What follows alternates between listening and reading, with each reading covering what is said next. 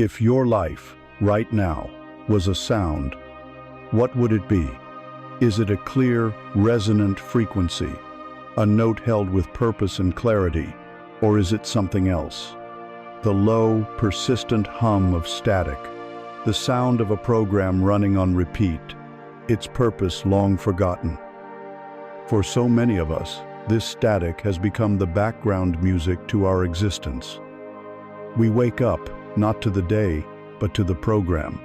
The endless scroll, the constant notifications, the chorus of expectations from a world that never sleeps. We are told what to want, how to feel, who to be. We move through our days on a current of obligations, of shoulds and musts, feeling less like the captain of our ship and more like a passenger, watching the scenery pass by with a vague sense of unease. This feeling, this deep, quiet ache in the center of your being, is not a sign of failure. It is not born of a lack of things, but from a loss of connection.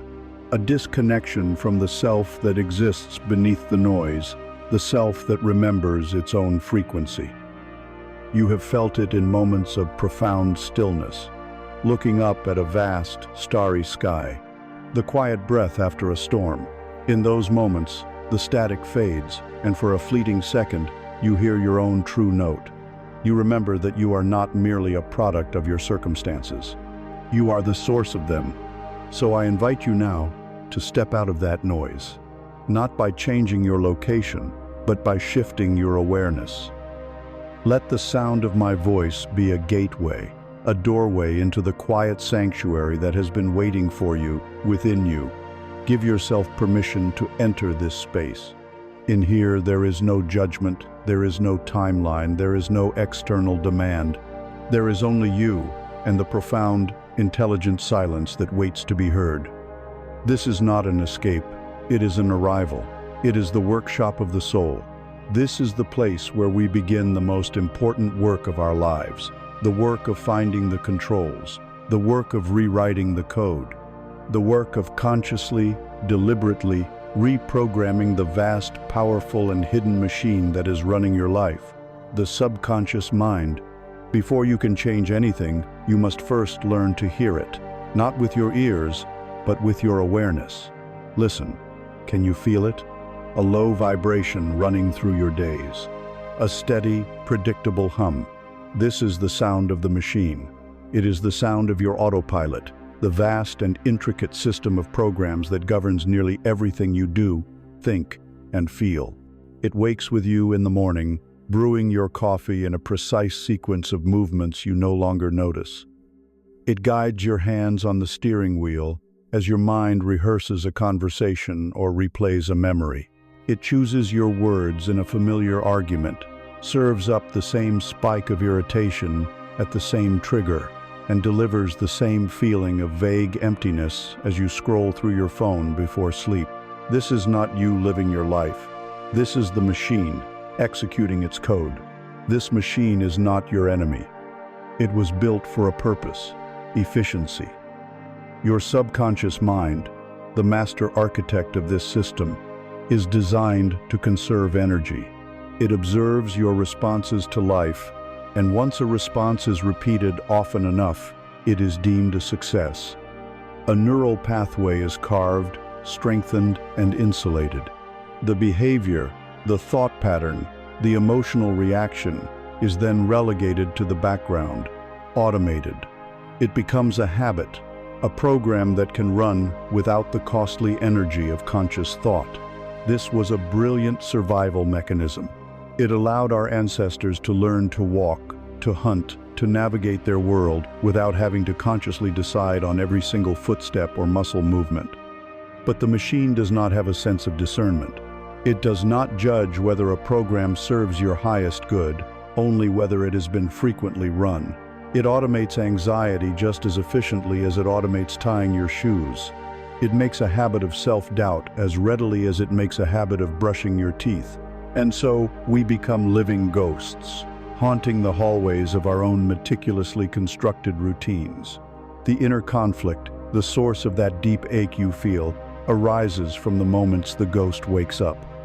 There is a part of you, your conscious awareness, that is not the machine. It is the observer.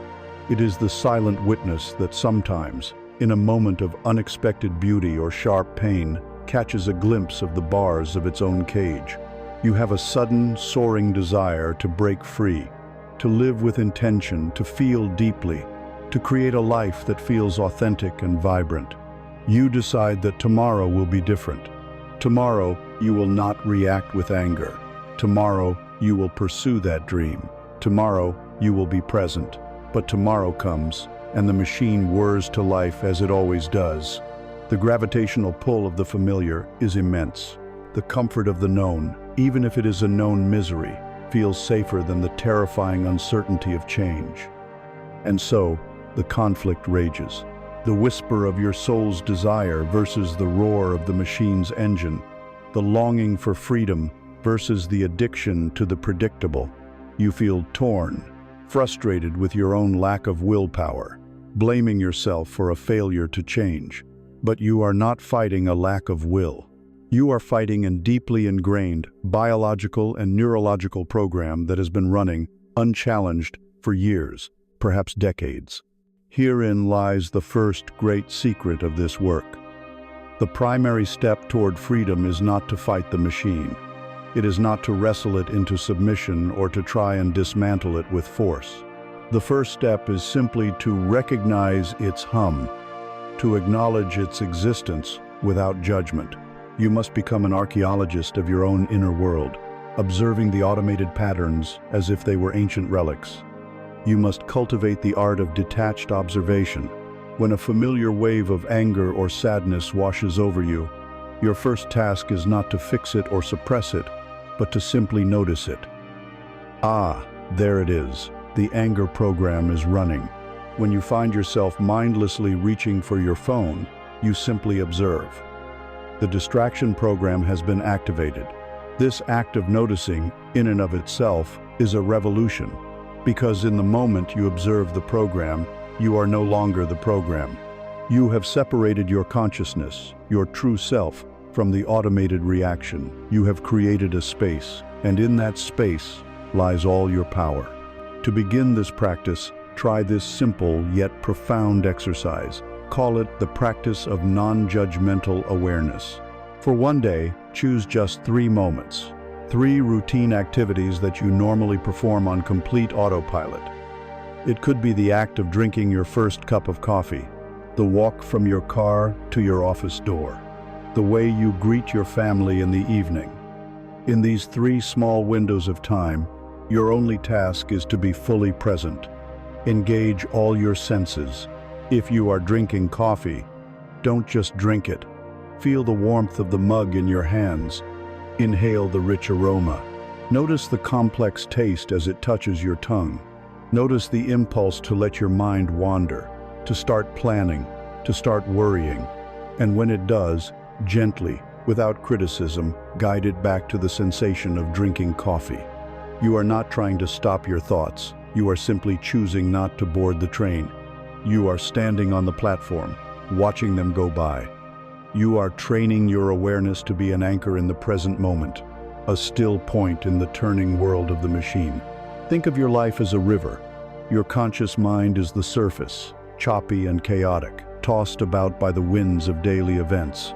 You spend your life here, on this turbulent surface, reacting to the weather, believing you are at its mercy. But beneath this surface lies a vast, deep, and powerful current. This is your subconscious. This underground river, carved by the repetition of your past, dictates the true direction of your life, regardless of how much you struggle and splash on the surface. You cannot change the river's course by fighting the waves. You must go deeper. The practice of recognizing the machine, of hearing its hum, is the act of becoming aware of this powerful, silent current. It is the beginning of a journey to the source, to the place where you can, with conscious intent, begin to redirect the flow. Do not be discouraged if all you hear at first is the overwhelming noise of the engine. The act of listening is what matters. You are turning your attention inward, away from the distractions of the world and toward the truth of your own operating system. You are beginning to awaken from the dream of automaticity, and for the first time, you are creating the possibility of choosing a new direction, of composing a new sound, of living a life not by default, but by design. Now that you have learned to hear the hum of the machine, we must ask a deeper question. What is the nature of this hum? What is its language, its texture, its frequency? You have been taught to believe that your thoughts shape your reality, that if you simply force yourself to think positive thoughts, your life will change.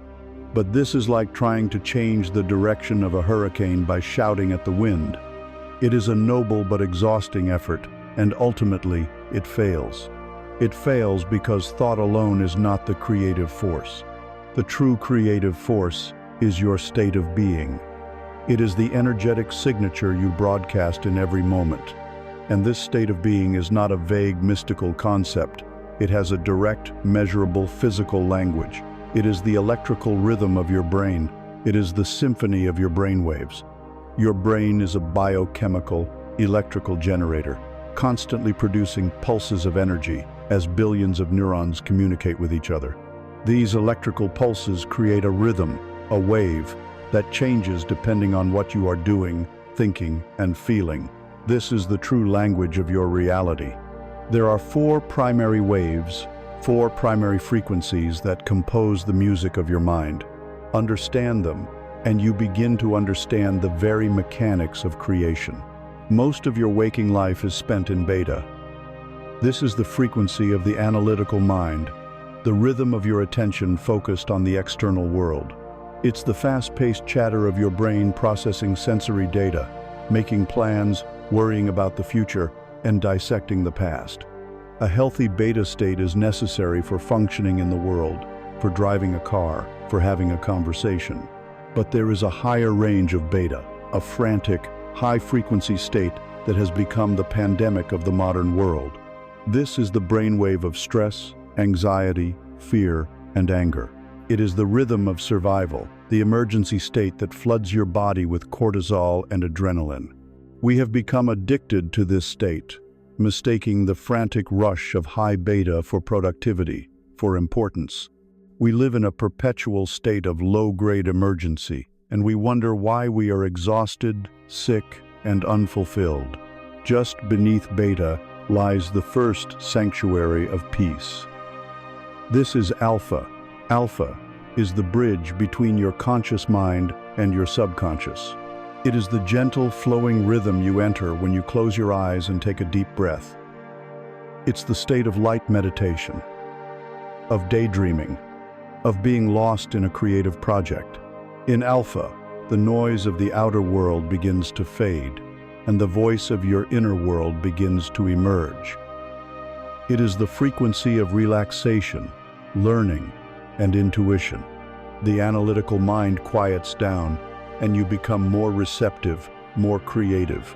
Alpha is the fertile ground where the first seeds of change can be planted. It is the antechamber to the throne room. Deeper still, we find the slow, hypnotic rhythm of theta. This is the realm of the subconscious mind itself. Theta is the twilight state you experience in the moments just before you fall asleep, and just as you awaken. It is the state of deep meditation, of profound inspiration, of spiritual connection. In theta, the analytical mind, the ego, the great sensorus asleep. The gateway is wide open. The subconscious mind, which speaks in the language of symbols and feelings, not logic, is directly accessible. This is the state where deep-seated programs can be unearthed and rewritten. It is the frequency of super-learning, of spontaneous healing, of profound insight. This is the state where you can truly reprogram your reality at its source. Finally, there is delta, the slowest frequency of deep, dreamless sleep, the state of physical restoration and unconsciousness. Now, look at your life, feel the conflict. Your soul, your higher self, yearns for the expansive peace of alpha and the creative power of theta. But your body and mind are conditioned, even addicted, to the rush of high beta. You want to feel peace, but your mind tells you that if you let your guard down, you will fail. you will be unsafe. You want to create, but your mind is too busy analyzing and worrying to access the creative flow. The core message is this: you absolutely cannot solve your problems from within the same brainwave state that created them. You cannot heal your anxiety from within the frequency of anxiety. You cannot find inner peace from a state of internal war. To change your life, you must learn, as a conscious skill, how to change the frequency of your brain. You must learn to downshift, deliberately, from the frantic chatter of high beta, through the gentle gateway of alpha, and into the creative, receptive power of theta. This is not as difficult as it sounds.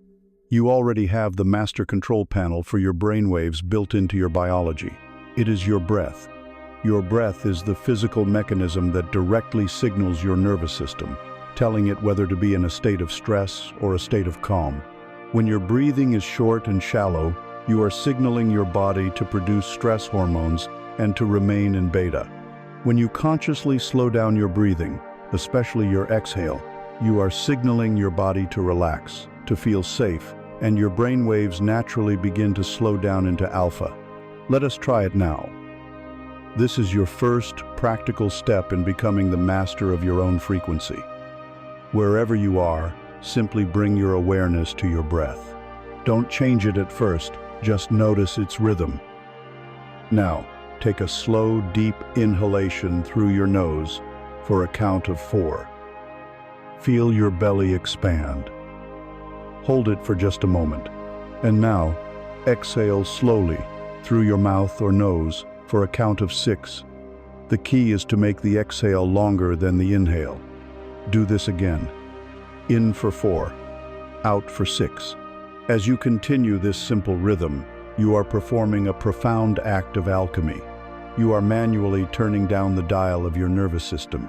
You are telling every cell in your body that you are safe. You are consciously guiding your brain out of the chaotic streets of beta and into the quiet, open fields of alpha. Do this for just 5 minutes a day. It is an act of training, of discipline. You are teaching your body and brain that you are the one in control, not the external world. Think of your brain waves as the gears of your consciousness. For too long, you have been driving your life in first gear, high-revving, noisy, and inefficient gear of beta. It creates a lot of noise and burns a lot of fuel, but it doesn't get you very far. Learning to breathe consciously is like learning to shift into second gear, the smoother, quieter gear of alpha. It's here that the journey becomes less of a struggle and more of a flow. And from alpha, with practice, you will learn to shift into the third gear, the massive, slow-turning, immensely powerful gear of theta, where the real heavy lifting, the deep reprogramming, can take place. The journey inward is a journey through these frequencies. It is the mastery of these internal gears that will allow you to stop being a passenger tossed about by the noise of the machine and to become the calm, conscious driver of your own reality.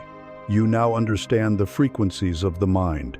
You hold in your hand the simple, powerful tool of the breath, your key to shifting consciously from the frantic static of beta into the gentle, receptive flow of alpha. You have reached the antechamber, the quiet space where the noise of the external world begins to recede. But now, you stand before a new doorway. It is a door that leads from the bridge of alpha into the very throne room of the subconscious, the potent, creative realm of theta. This door has no handle and no lock. It opens with a single gesture, but it is a gesture our modern world has taught us to fear more than anything else. It is the gesture of embracing silence. Why are we so terrified of silence? Look at your own life, your own habits. You wake up, and perhaps you turn on the news or a podcast. You get in your car, and the radio comes on. You walk through the office with headphones on, creating a private bubble of sound. You come home, and the television flickers to life, filling the empty space. We have become masters of filling every single crack and crevice of our lives with noise, with information, with the chatter of other people's thoughts and opinions. We do this because we have been conditioned to believe that silence is emptiness, a void, a lack. But the truth is far deeper. We are not afraid of what is absent in the silence. We are terrified of what is present. When the external noise finally stops, the internal noise begins, and it can be a deafening roar. In the silence, the unprocessed emotions you have been avoiding all day, all week, all your life begin to surface. The quiet anxiety about the future, the dull ache of a past regret, the uncomfortable truth about a relationship, the deep, existential questions about your own purpose, they have nowhere left to hide. The noise was their anesthetic. The constant stream of distraction was the wall you built to keep these inner phantoms at bay. And so, the ego, the personality you have constructed to navigate the world, panics. It scrambles for the remote, for the phone, for any distraction it can find to rebuild the wall and drown out the whispers from the deep. Here lies one of the most profound and painful conflicts of the human spirit. There is a deep, instinctual part of you, your soul, that craves this silence. It knows that this is the only space where it can be heard, the only place where true connection to your inner self is possible. It yearns for the clarity, the peace, the profound wisdom that resides in that stillness. Yet, your conditioned personality is fundamentally addicted to the stimulus that prevents this very connection. It is the paradox of the thirsty man who is addicted to drinking salt water.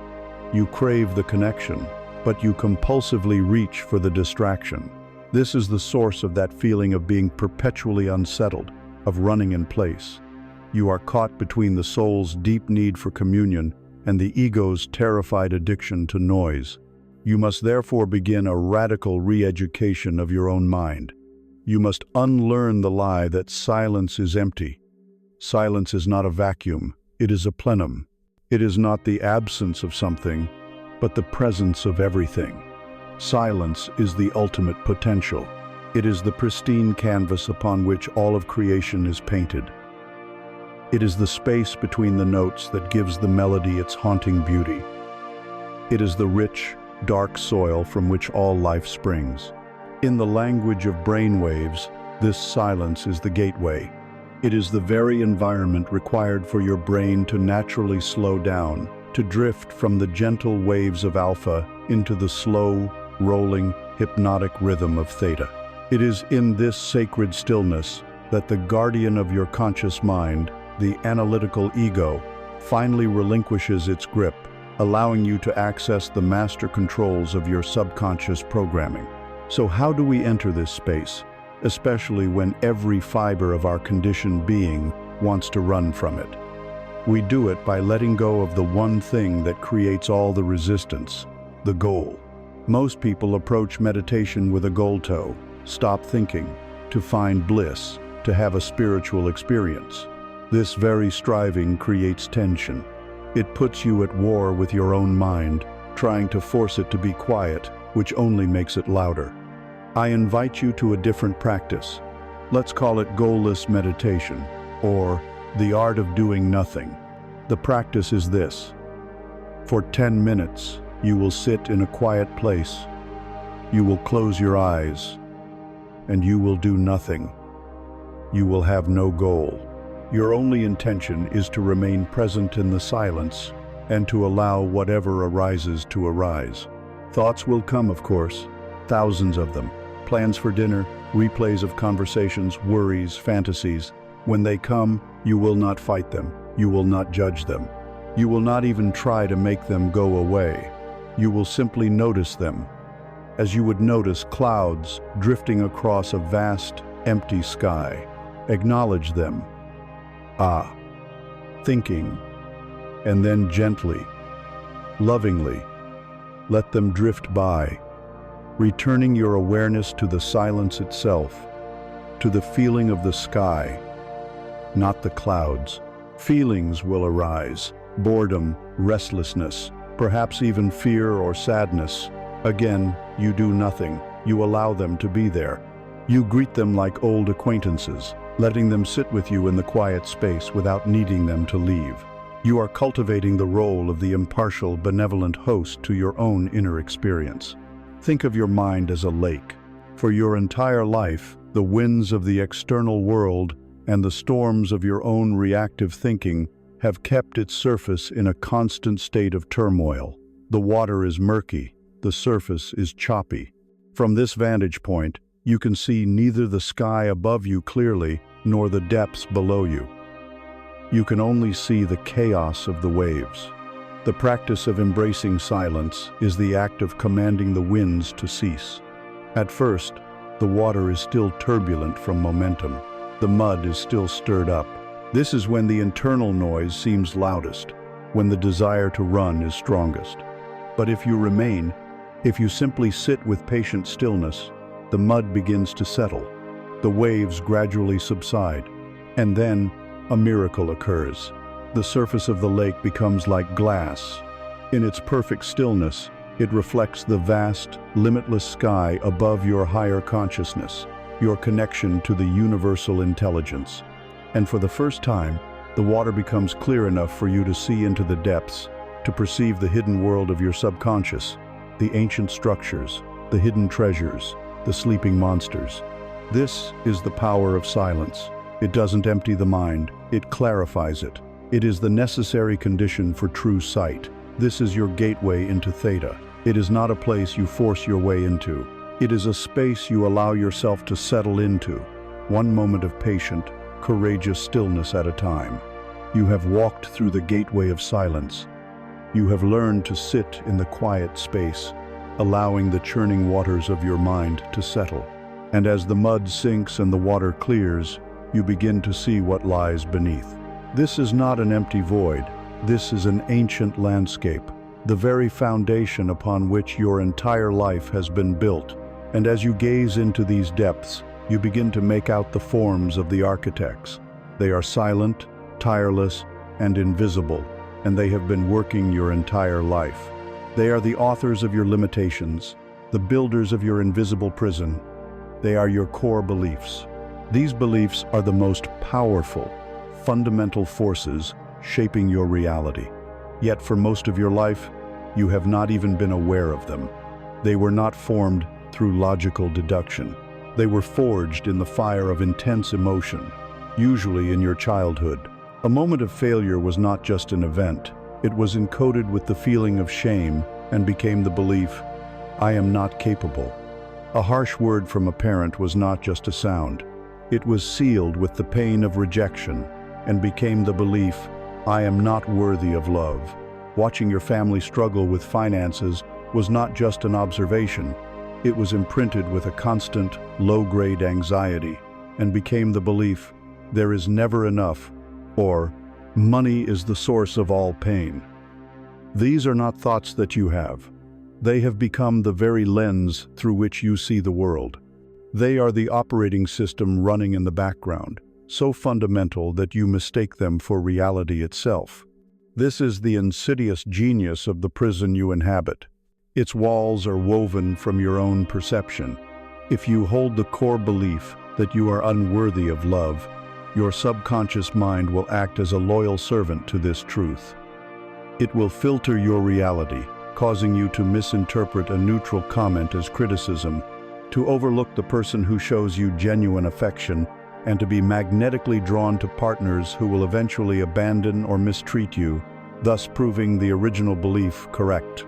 It is a perfect, self-perpetuating loop. If you believe that you are not capable, you will unconsciously shy away from opportunities. You will procrastinate on important projects, and you will stumble just before the finish line, reinforcing the initial verdict. See? I knew I couldn't do it. You have not been unlucky. You have been obedient. Obedient to a set of laws you never consciously agreed to. This is the source of the most agonizing internal conflict a human being can experience. The battle between your conscious desire and your subconscious programming. Consciously, you decide you want to be healthy. You buy the gym membership, you throw out the junk food. But your core belief, perhaps, is that you don't deserve to feel good or that change is unsafe. And so, your subconscious, the loyal architect of your prison, goes to work. It manufactures overwhelming fatigue. It creates intense cravings. It whispers thoughts of futility into your mind until you surrender, falling back into the familiar, safe pattern of the old self.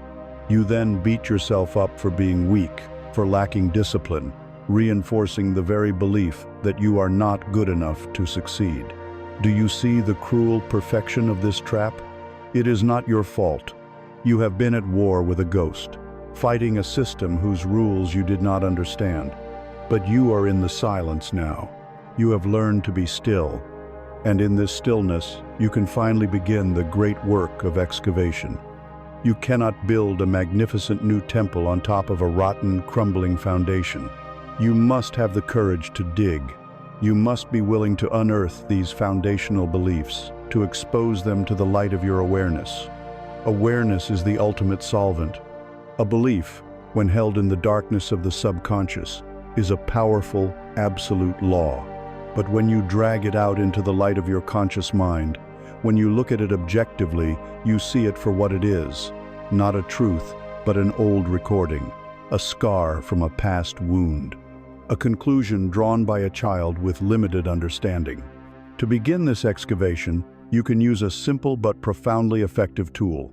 It is the method of the 5 whys. The next time you feel a strong, negative emotional reaction, anxiety about a task, fear of rejection, a surge of anger, do not run from it. Do not suppress it, welcome it. And then, with the gentle curiosity of a detective, ask yourself, why? Let's say you feel a deep anxiety about speaking up in a meeting. Ask, 1. Why do I feel this anxiety? The immediate answer might be, because I'm afraid I'll say something stupid. Accept that answer and go deeper. Ask again, 2. Why am I afraid of saying something stupid? The answer might be, because everyone will judge me. Go deeper. San, why do I fear being judged by them? Because they might think I'm not qualified to be here. Deeper still. 4. Why would it matter if they thought I wasn't qualified?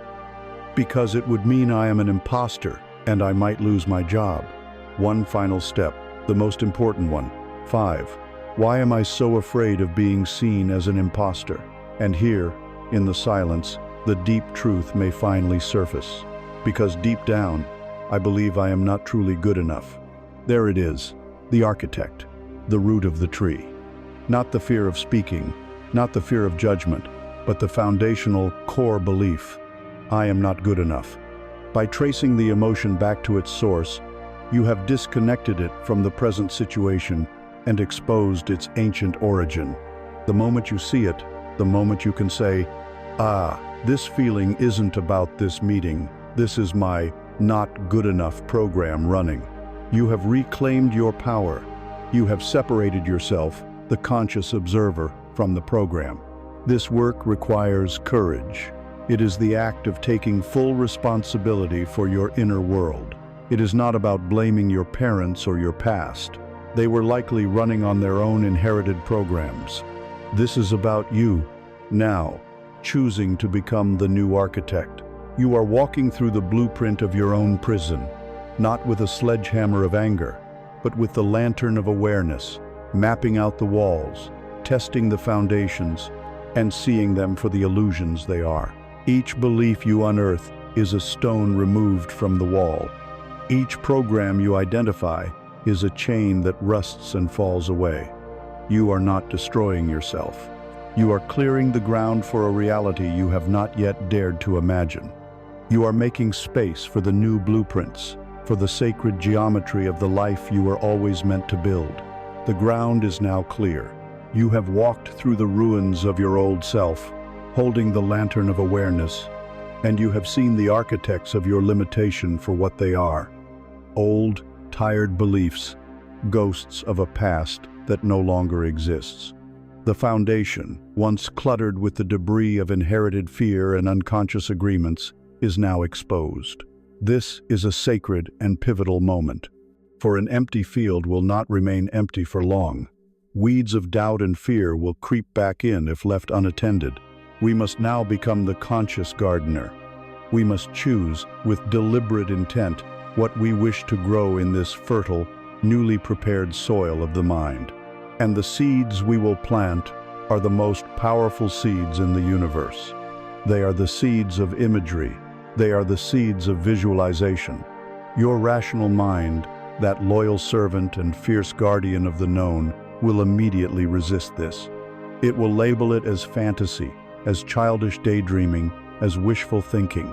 It will tell you that reality is what is solid, what is tangible, what is already here. And you must thank that mind for its service, and then gently ask it to step aside. For it does not understand the language of the master programmer, the subconscious. Your subconscious mind, the vast intelligence that regulates your heartbeat, digests your food, and heals your body without any conscious effort from you, does not think in words, logic, or reason. It thinks in pictures. It communicates in feelings. And most profoundly, it does not and cannot distinguish between a real-world experience and an experience that is imagined with intense clarity and emotion. This is not philosophy, this is biology. When you vividly imagine biting into a sour, juicy lemon, your mouth begins to water. Your salivary glands are not making a logical decision. They are responding to an image, a sensory memory, as if it were real. When you watch a suspenseful movie, your heart rate increases, your palms may sweat. You are not actually in danger, but your body is reacting to the experience it is being fed through your eyes and ears. Your nervous system is living the reality of the image, not the reality of the theater seat. Every great invention, every towering skyscraper, every breathtaking piece of art existed first as an image, a vision, held consistently within a human mind before it was ever cast in steel or painted on canvas. The creator lived in the reality of their creation long before the world could see it. This is the key that separates passive daydreaming from the potent creative act of visualization. Daydreaming is a form of escape. It is a hazy, unfocused fantasy about a future you hope will happen to you. Visualization is an act of creation. It is a focused, deliberate, and disciplined process of experiencing a future that you are commanding from you. You are not wishing for a different reality. You are building a new neurological network. You are generating the very brain and body chemistry of that future reality in the present moment. You are not waiting for your life to change to feel good. You are feeling good to change your life. In essence, you are creating a memory of a future that has not yet happened in linear time. And the subconscious mind, receiving this new memory, this new emotional blueprint, has no choice but to begin rearranging your life, your perceptions, and your behaviors to match the new instructions it has been given. So, how do we plant these seeds? We must first prepare the soil, which you have already learned to do. You must find your way to that quiet, receptive state of alpha or theta, where the analytical mind is calm and the gateway to the subconscious is open. This is why the practice of silence and breathwork is not an optional accessory. It is the essential prerequisite for this sacred work. Once you are in that state of relaxed awareness, you will begin.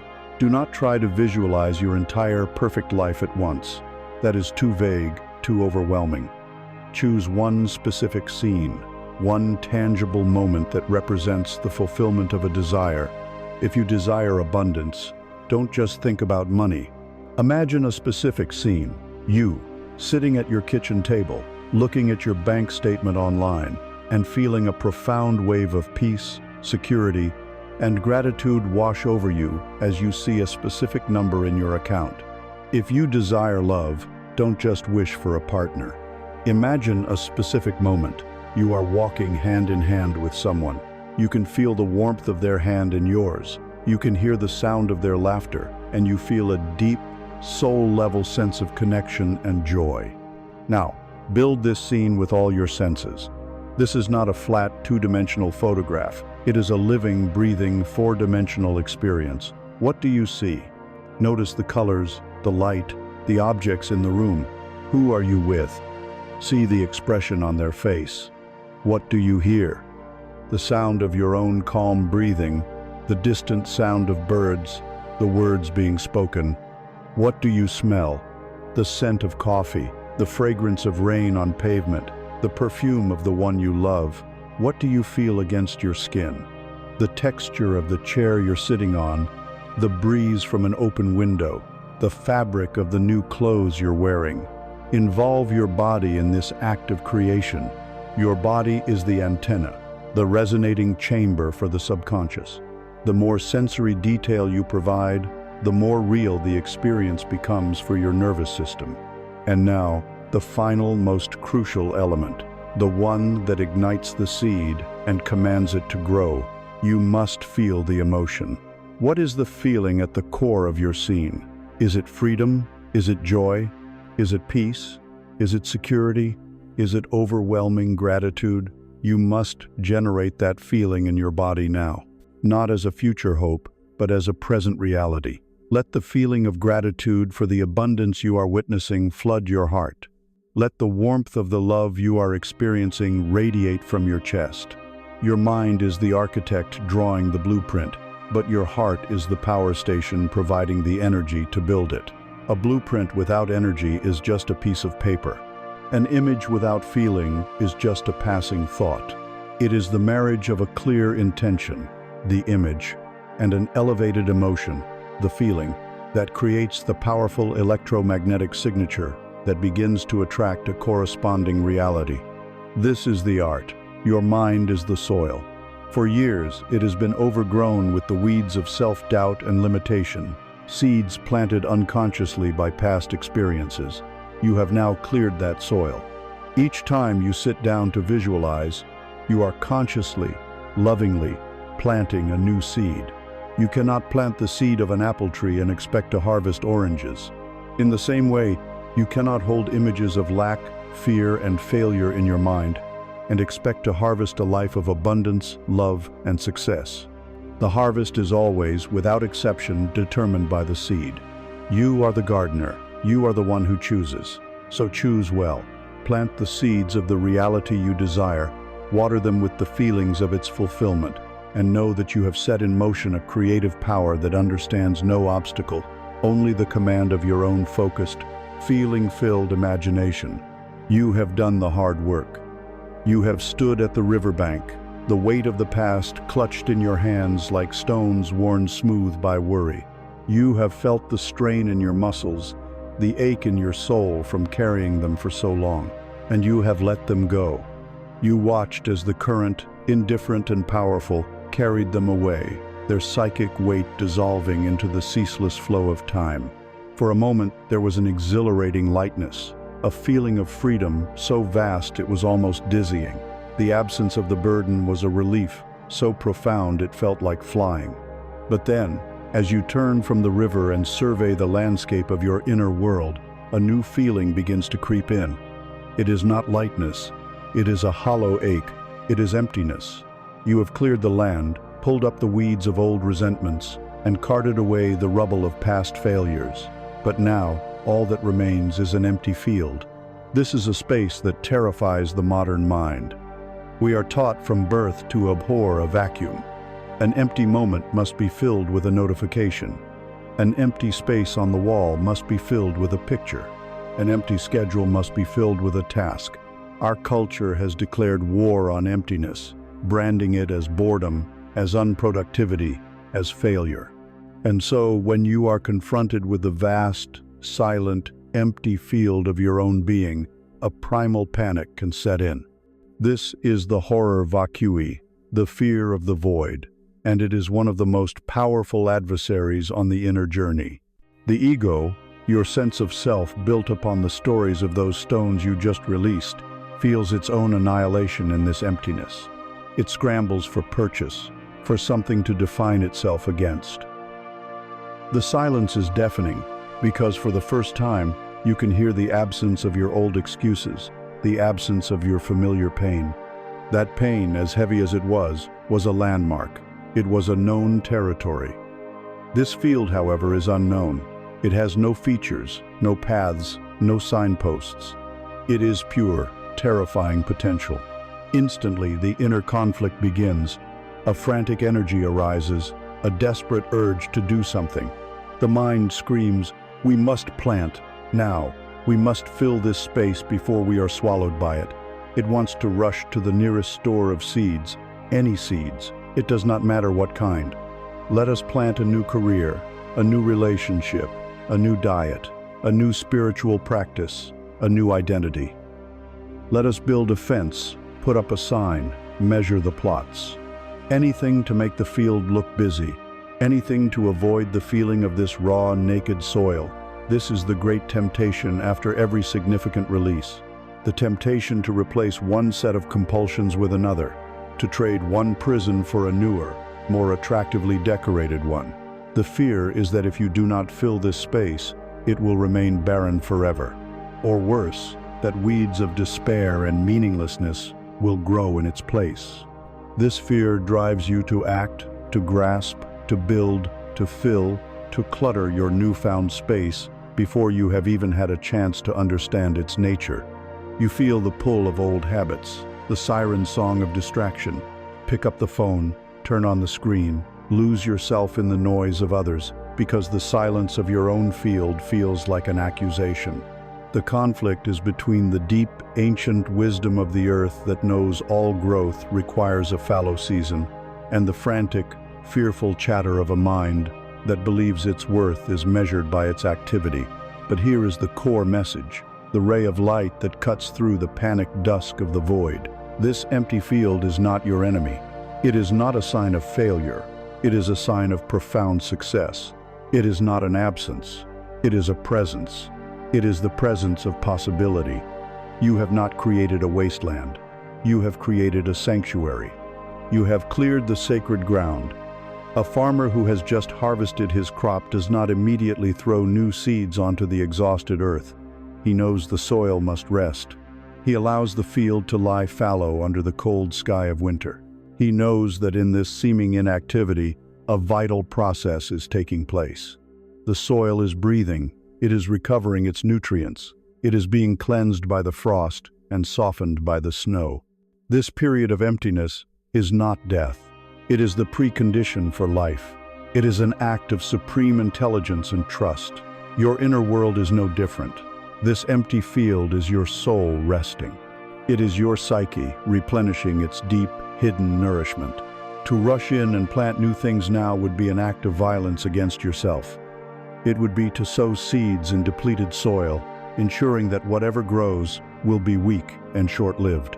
The most courageous and radical act you can perform right now is to do nothing. This is your practical task. You must learn to befriend the emptiness. You must willingly walk out into the center of that silent field and simply stand there.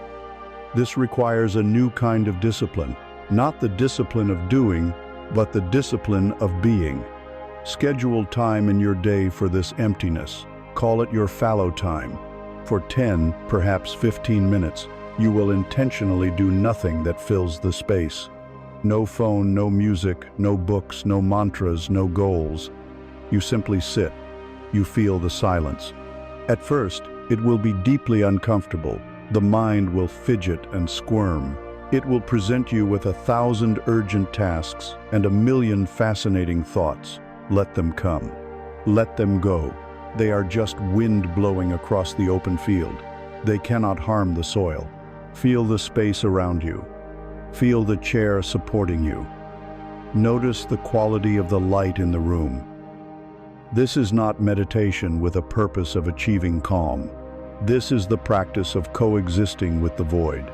It is the practice of trusting that this emptiness is not a void, but a womb. It is dark, it is quiet, it is still, because something new is gestating within it. You are allowing the universe to do its subtle, invisible work. You are creating the rich, dark, fertile soil from which your truest intentions will one day sprout. This is an act of profound self-love.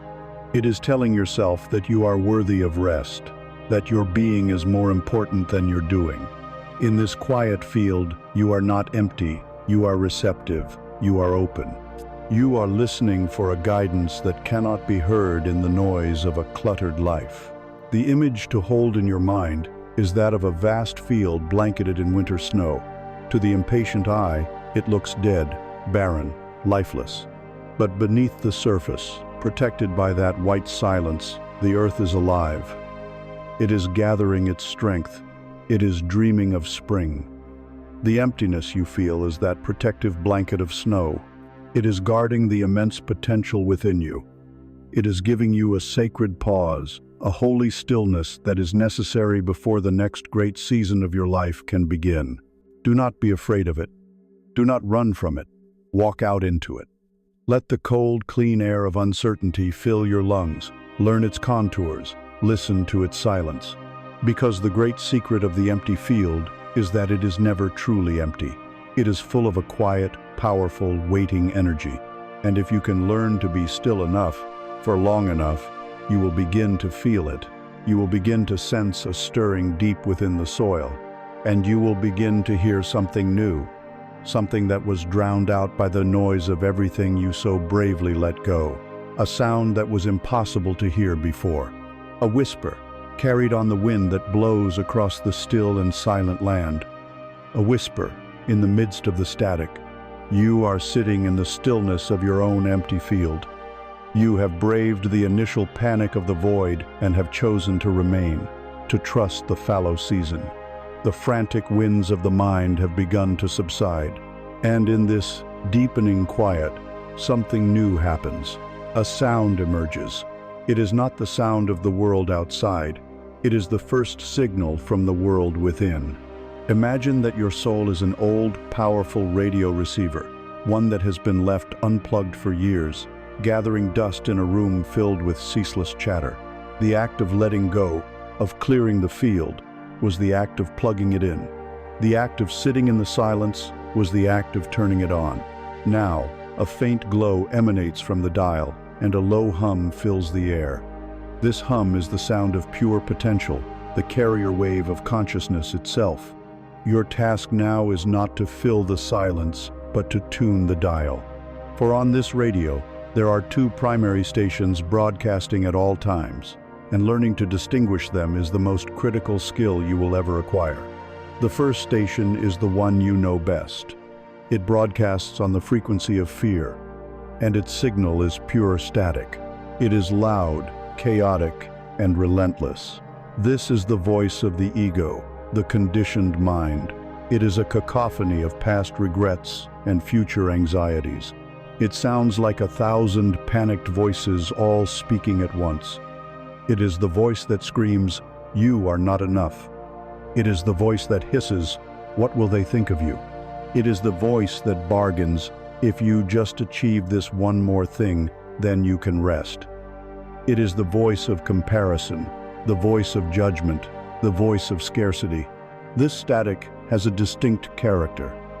It is always urgent, always demanding immediate action based on a worst-case scenario. It is a master of disguise, often cloaking its fear in the costume of logic and responsibility. It will build elaborate, convincing arguments for why you should stay small, stay safe, and never risk the comfortable misery of the known. It speaks in the language of shoulds and musts, weaving a cage of obligations that feels inescapable. This static is the noise you have mistaken for your own identity for most of your life. It is the frantic, desperate attempt of the mind to control a universe that is fundamentally uncontrollable.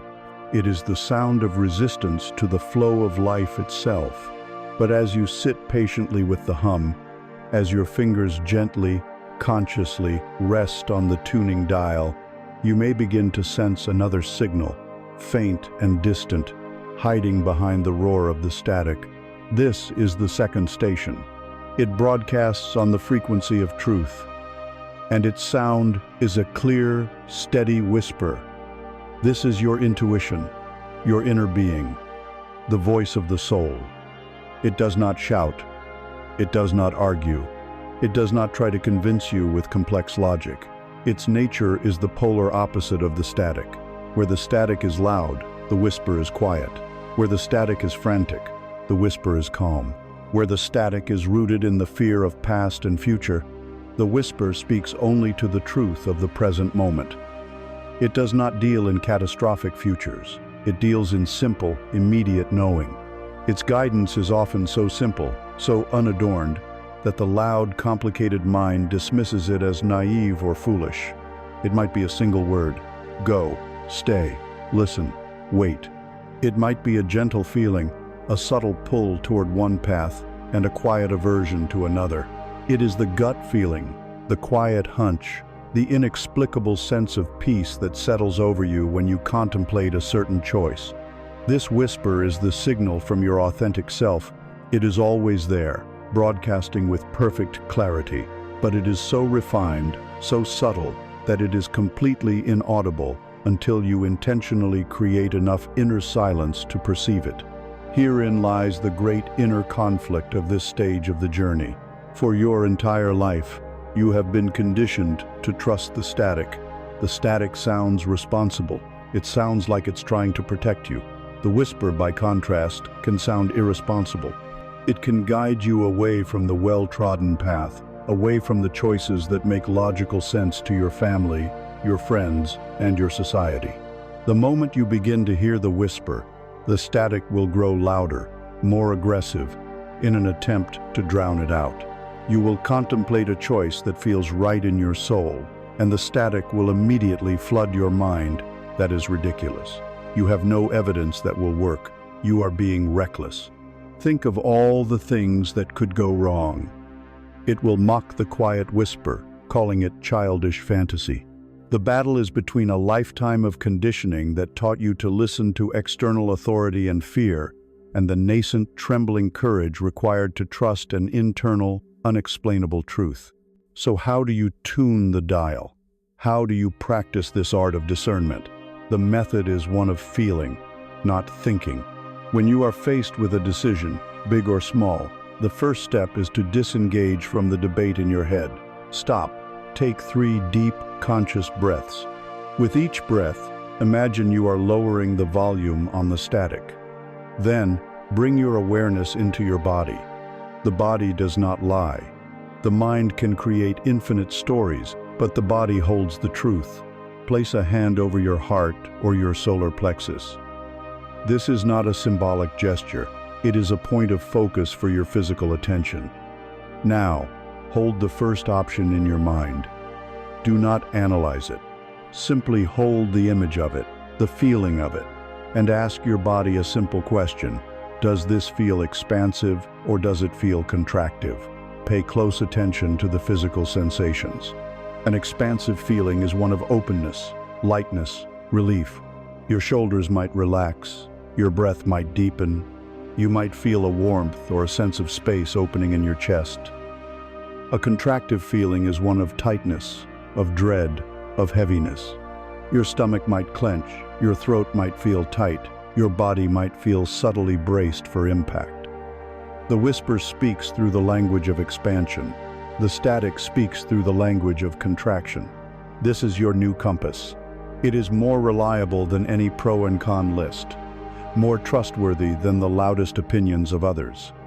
You are learning to read the subtle, energetic signature of truth. It requires patience.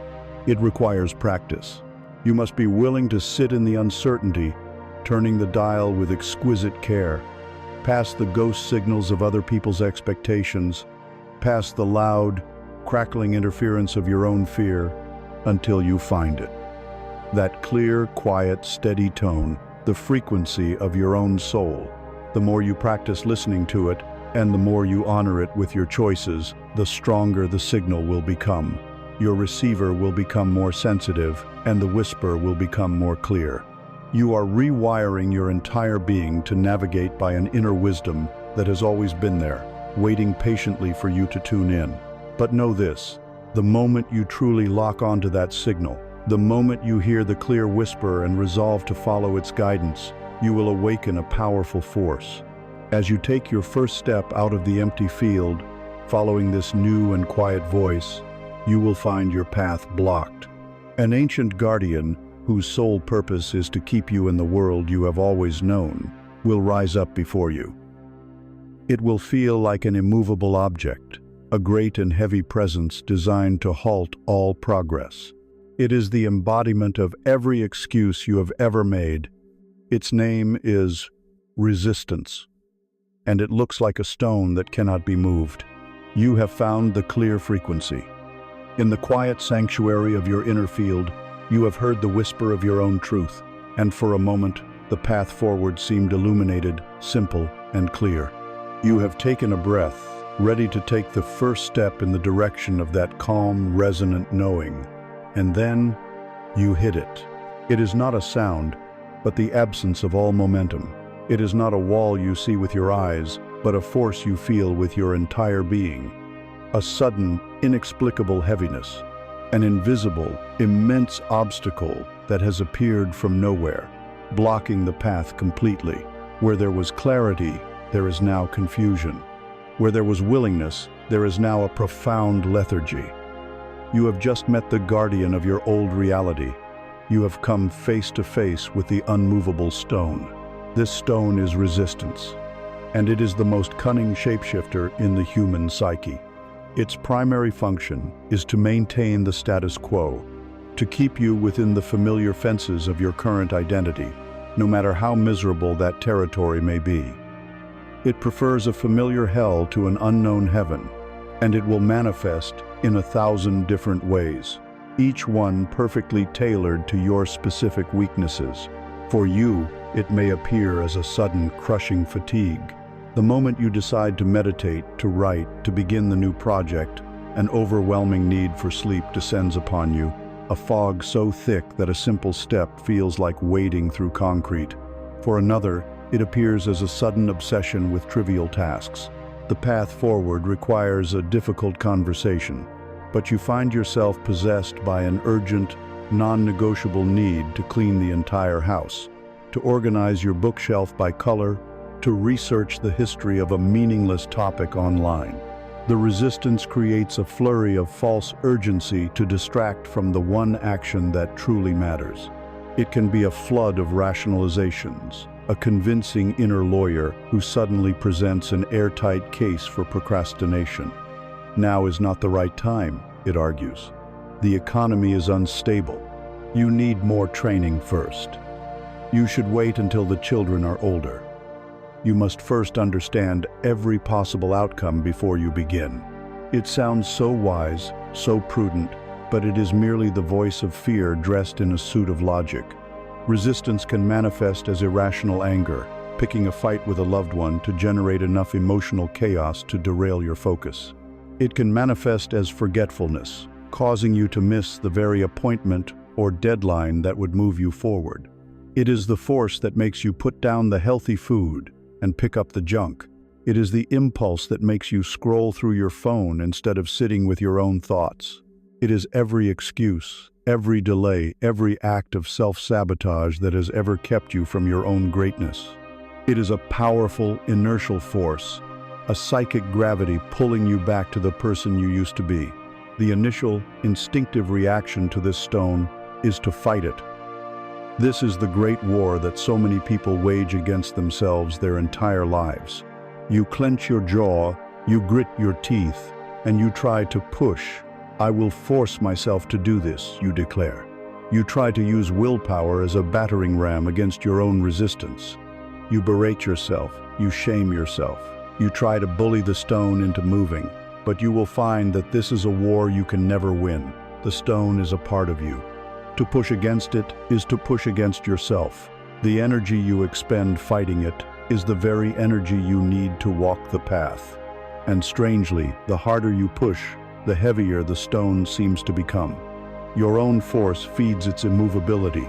Your anger at its presence solidifies its form. You are left exhausted, defeated, and more convinced than ever that you are simply lazy, weak, or undisciplined. You conclude that the path is not for you, that the whisper you heard was a delusion, and you retreat back into the familiar territory the stone was designed to protect. Here is the truth that will set you free.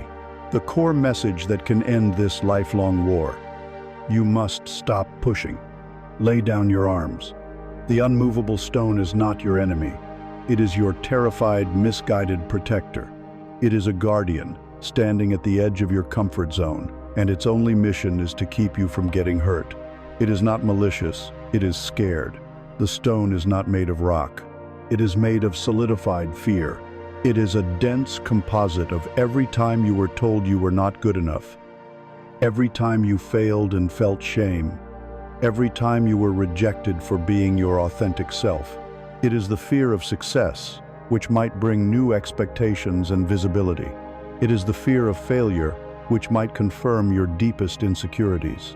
It is the fear of being seen, of being judged, of being abandoned. This stone is not an obstacle on your path.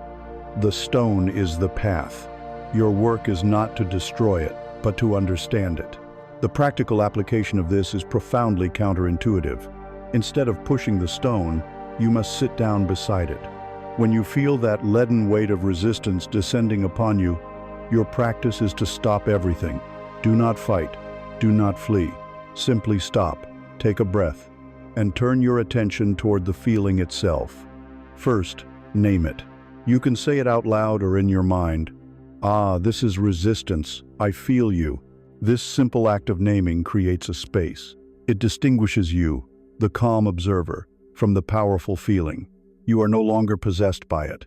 You are now in relationship with it. Then, you approach it with curiosity, not with aggression. You are not a warrior trying to conquer it. You are a diplomat trying to understand it.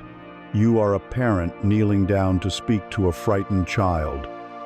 And you ask it a simple, compassionate question. What are you afraid will happen if I do this? And then you listen. You listen with your entire being for the answer. Do not judge what comes up. The answer will likely not be logical. It will be the voice of a younger, wounded part of you. The answer might be an image, a memory, or a few simple words. If I am seen, they will laugh at me. If I succeed, I will leave everyone behind and be alone. If I fail at this, it will prove that I am worthless. If I change, my family will not recognize me anymore. Listen to this fear with the utmost compassion. This is the voice at the core of the stone. This is what it has been trying to protect you from. Simply by listening, by bringing the unconscious fear into the light of conscious awareness, something miraculous begins to happen. The stone is a creature of the dark. It thrives on being ignored, on being fought against, on being misunderstood. It maintains its solidity through your struggle. But when you turn and face it, when you shine the warm, gentle, non-judgmental light of your own awareness upon it, it cannot hold its form. The metaphor shifts. The stone is not granite, it is a block of ice, frozen from the tears of old pains and fears. Your loving attention is the sun. As you sit with it, as you listen to its story, the ice begins to melt. It does not explode or vanish. It softens at the edges. It thaws. Slowly, gently. The water that is released is not a destructive flood, but a source of life that trickles into the soil of your path, nourishing it, making it more fertile. You realize that the very thing you thought was blocking your way was, in fact, a reservoir of your own frozen power. To melt it completely, however, requires more than just listening.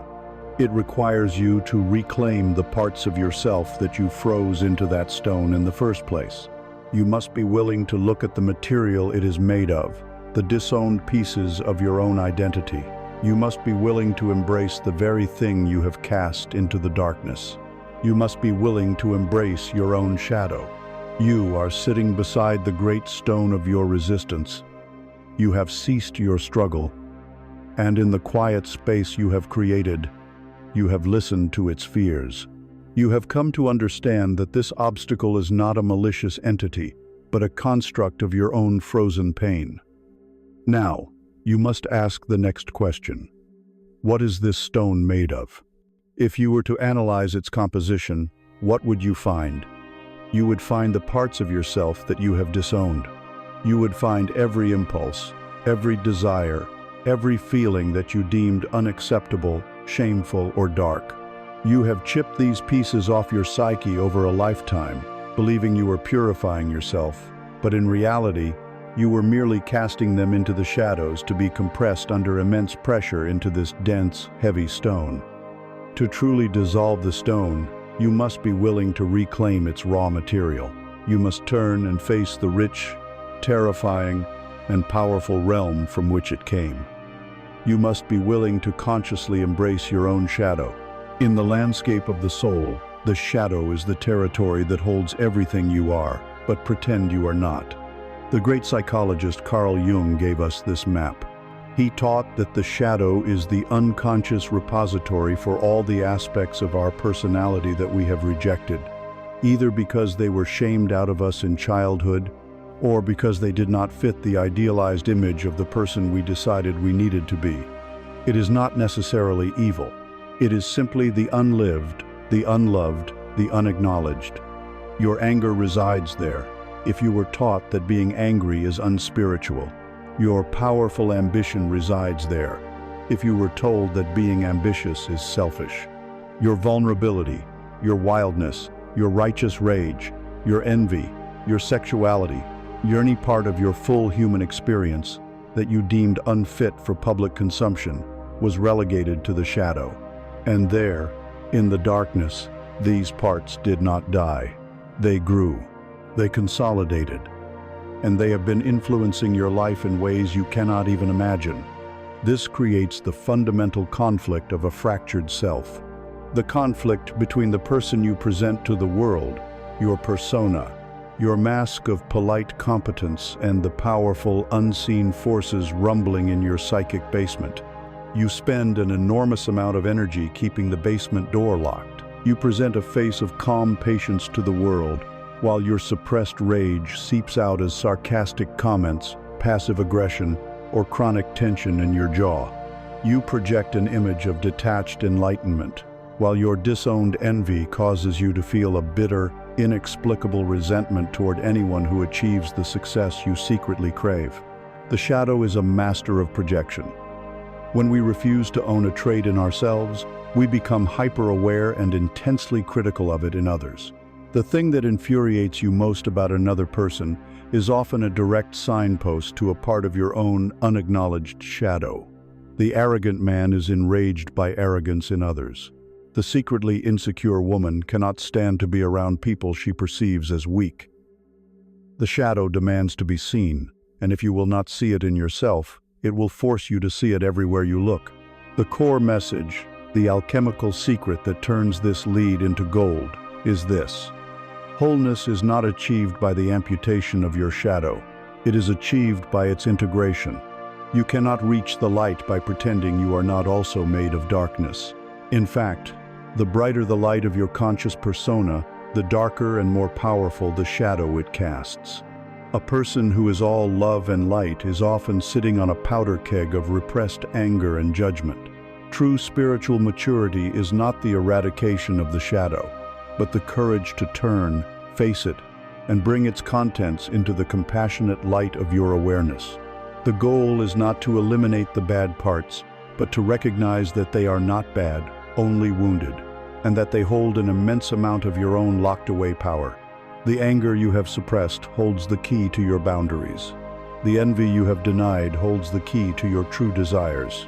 The fear you have hidden holds the key to your courage. Embracing your shadow is not about becoming a worse person. It is about becoming a whole person. And a whole person is infinitely more powerful and authentic than a good one. So what does this look like in practice? How do you perform this sacred alchemy? You do not need to go digging in the dark. The shadow will bring its lessons to you, disguised as your daily triggers. Your primary tool is radical self-honesty. When you feel a strong, disproportionate emotional reaction to someone or something, surge of rage at a slow driver, a wave of intense irritation at a colleague's success, a deep feeling of judgment toward someone's life choices, that is your signal. That is the shadow knocking. The untrained response is to blame the external trigger. That person is an idiot. The conscious practice is to pause, to take a breath, and to use the trigger as a mirror. Ask yourself, what is this situation showing me about myself?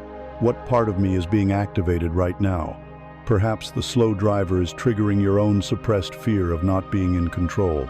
Perhaps your colleague's success is mirroring back to you your own disowned ambition, which you have judged as unspiritual. A powerful practice is to keep a shadow journal. This is a completely private space not for anyone else's eyes where you give a voice to the voiceless. When you feel that surge of unacceptable emotion, go to this journal. Do not try to be poetic or wise. Let the raw, uncensored voice speak. I am so angry right now I could scream. I am so jealous I can't stand it. I feel weak and pathetic today. Write it all down without judgment. You are not endorsing these feelings as the ultimate truth.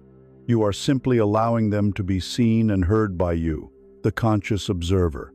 After you have let the raw emotion out, you can then enter into a dialogue with it.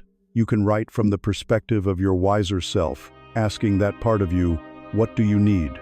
What are you trying to protect me from? What is your positive intention for me?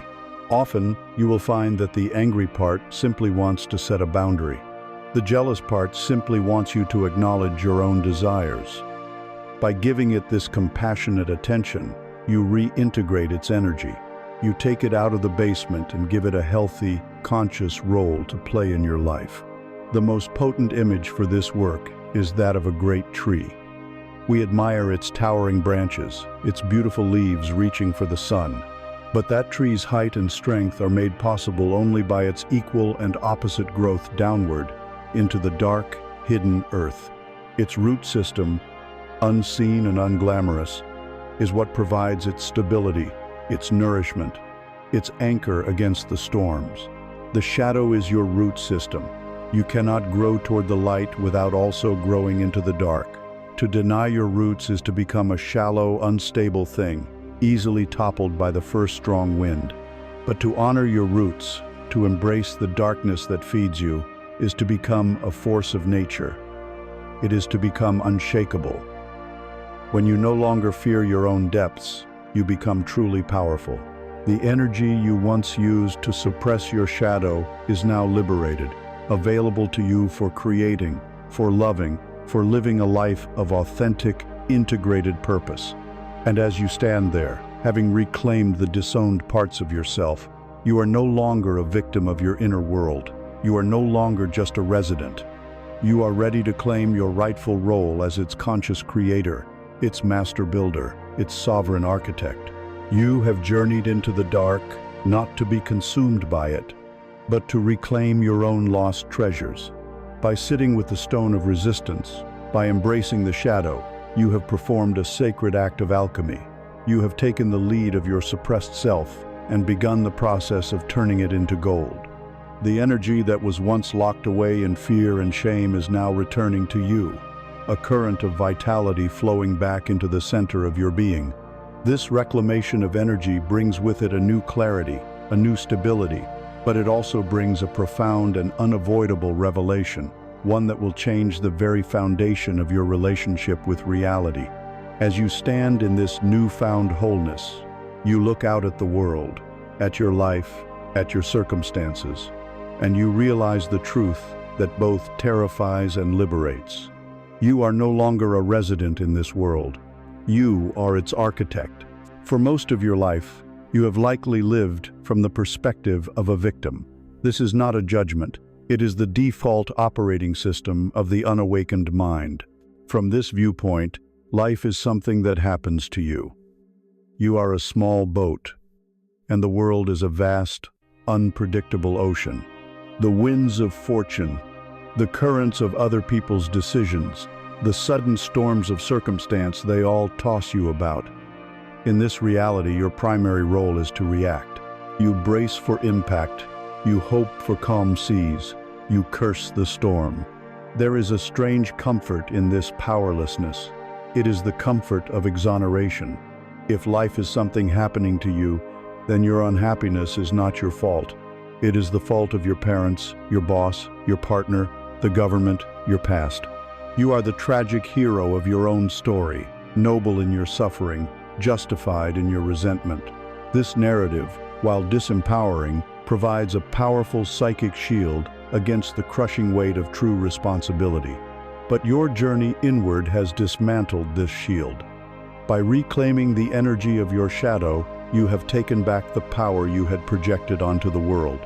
And now, you are faced with the monumental turning point of human consciousness.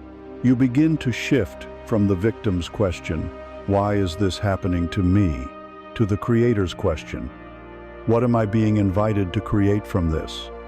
This is the beginning of sovereignty. This is the moment you stop seeing yourself as a character in a story written by someone else and realize you are holding the pen.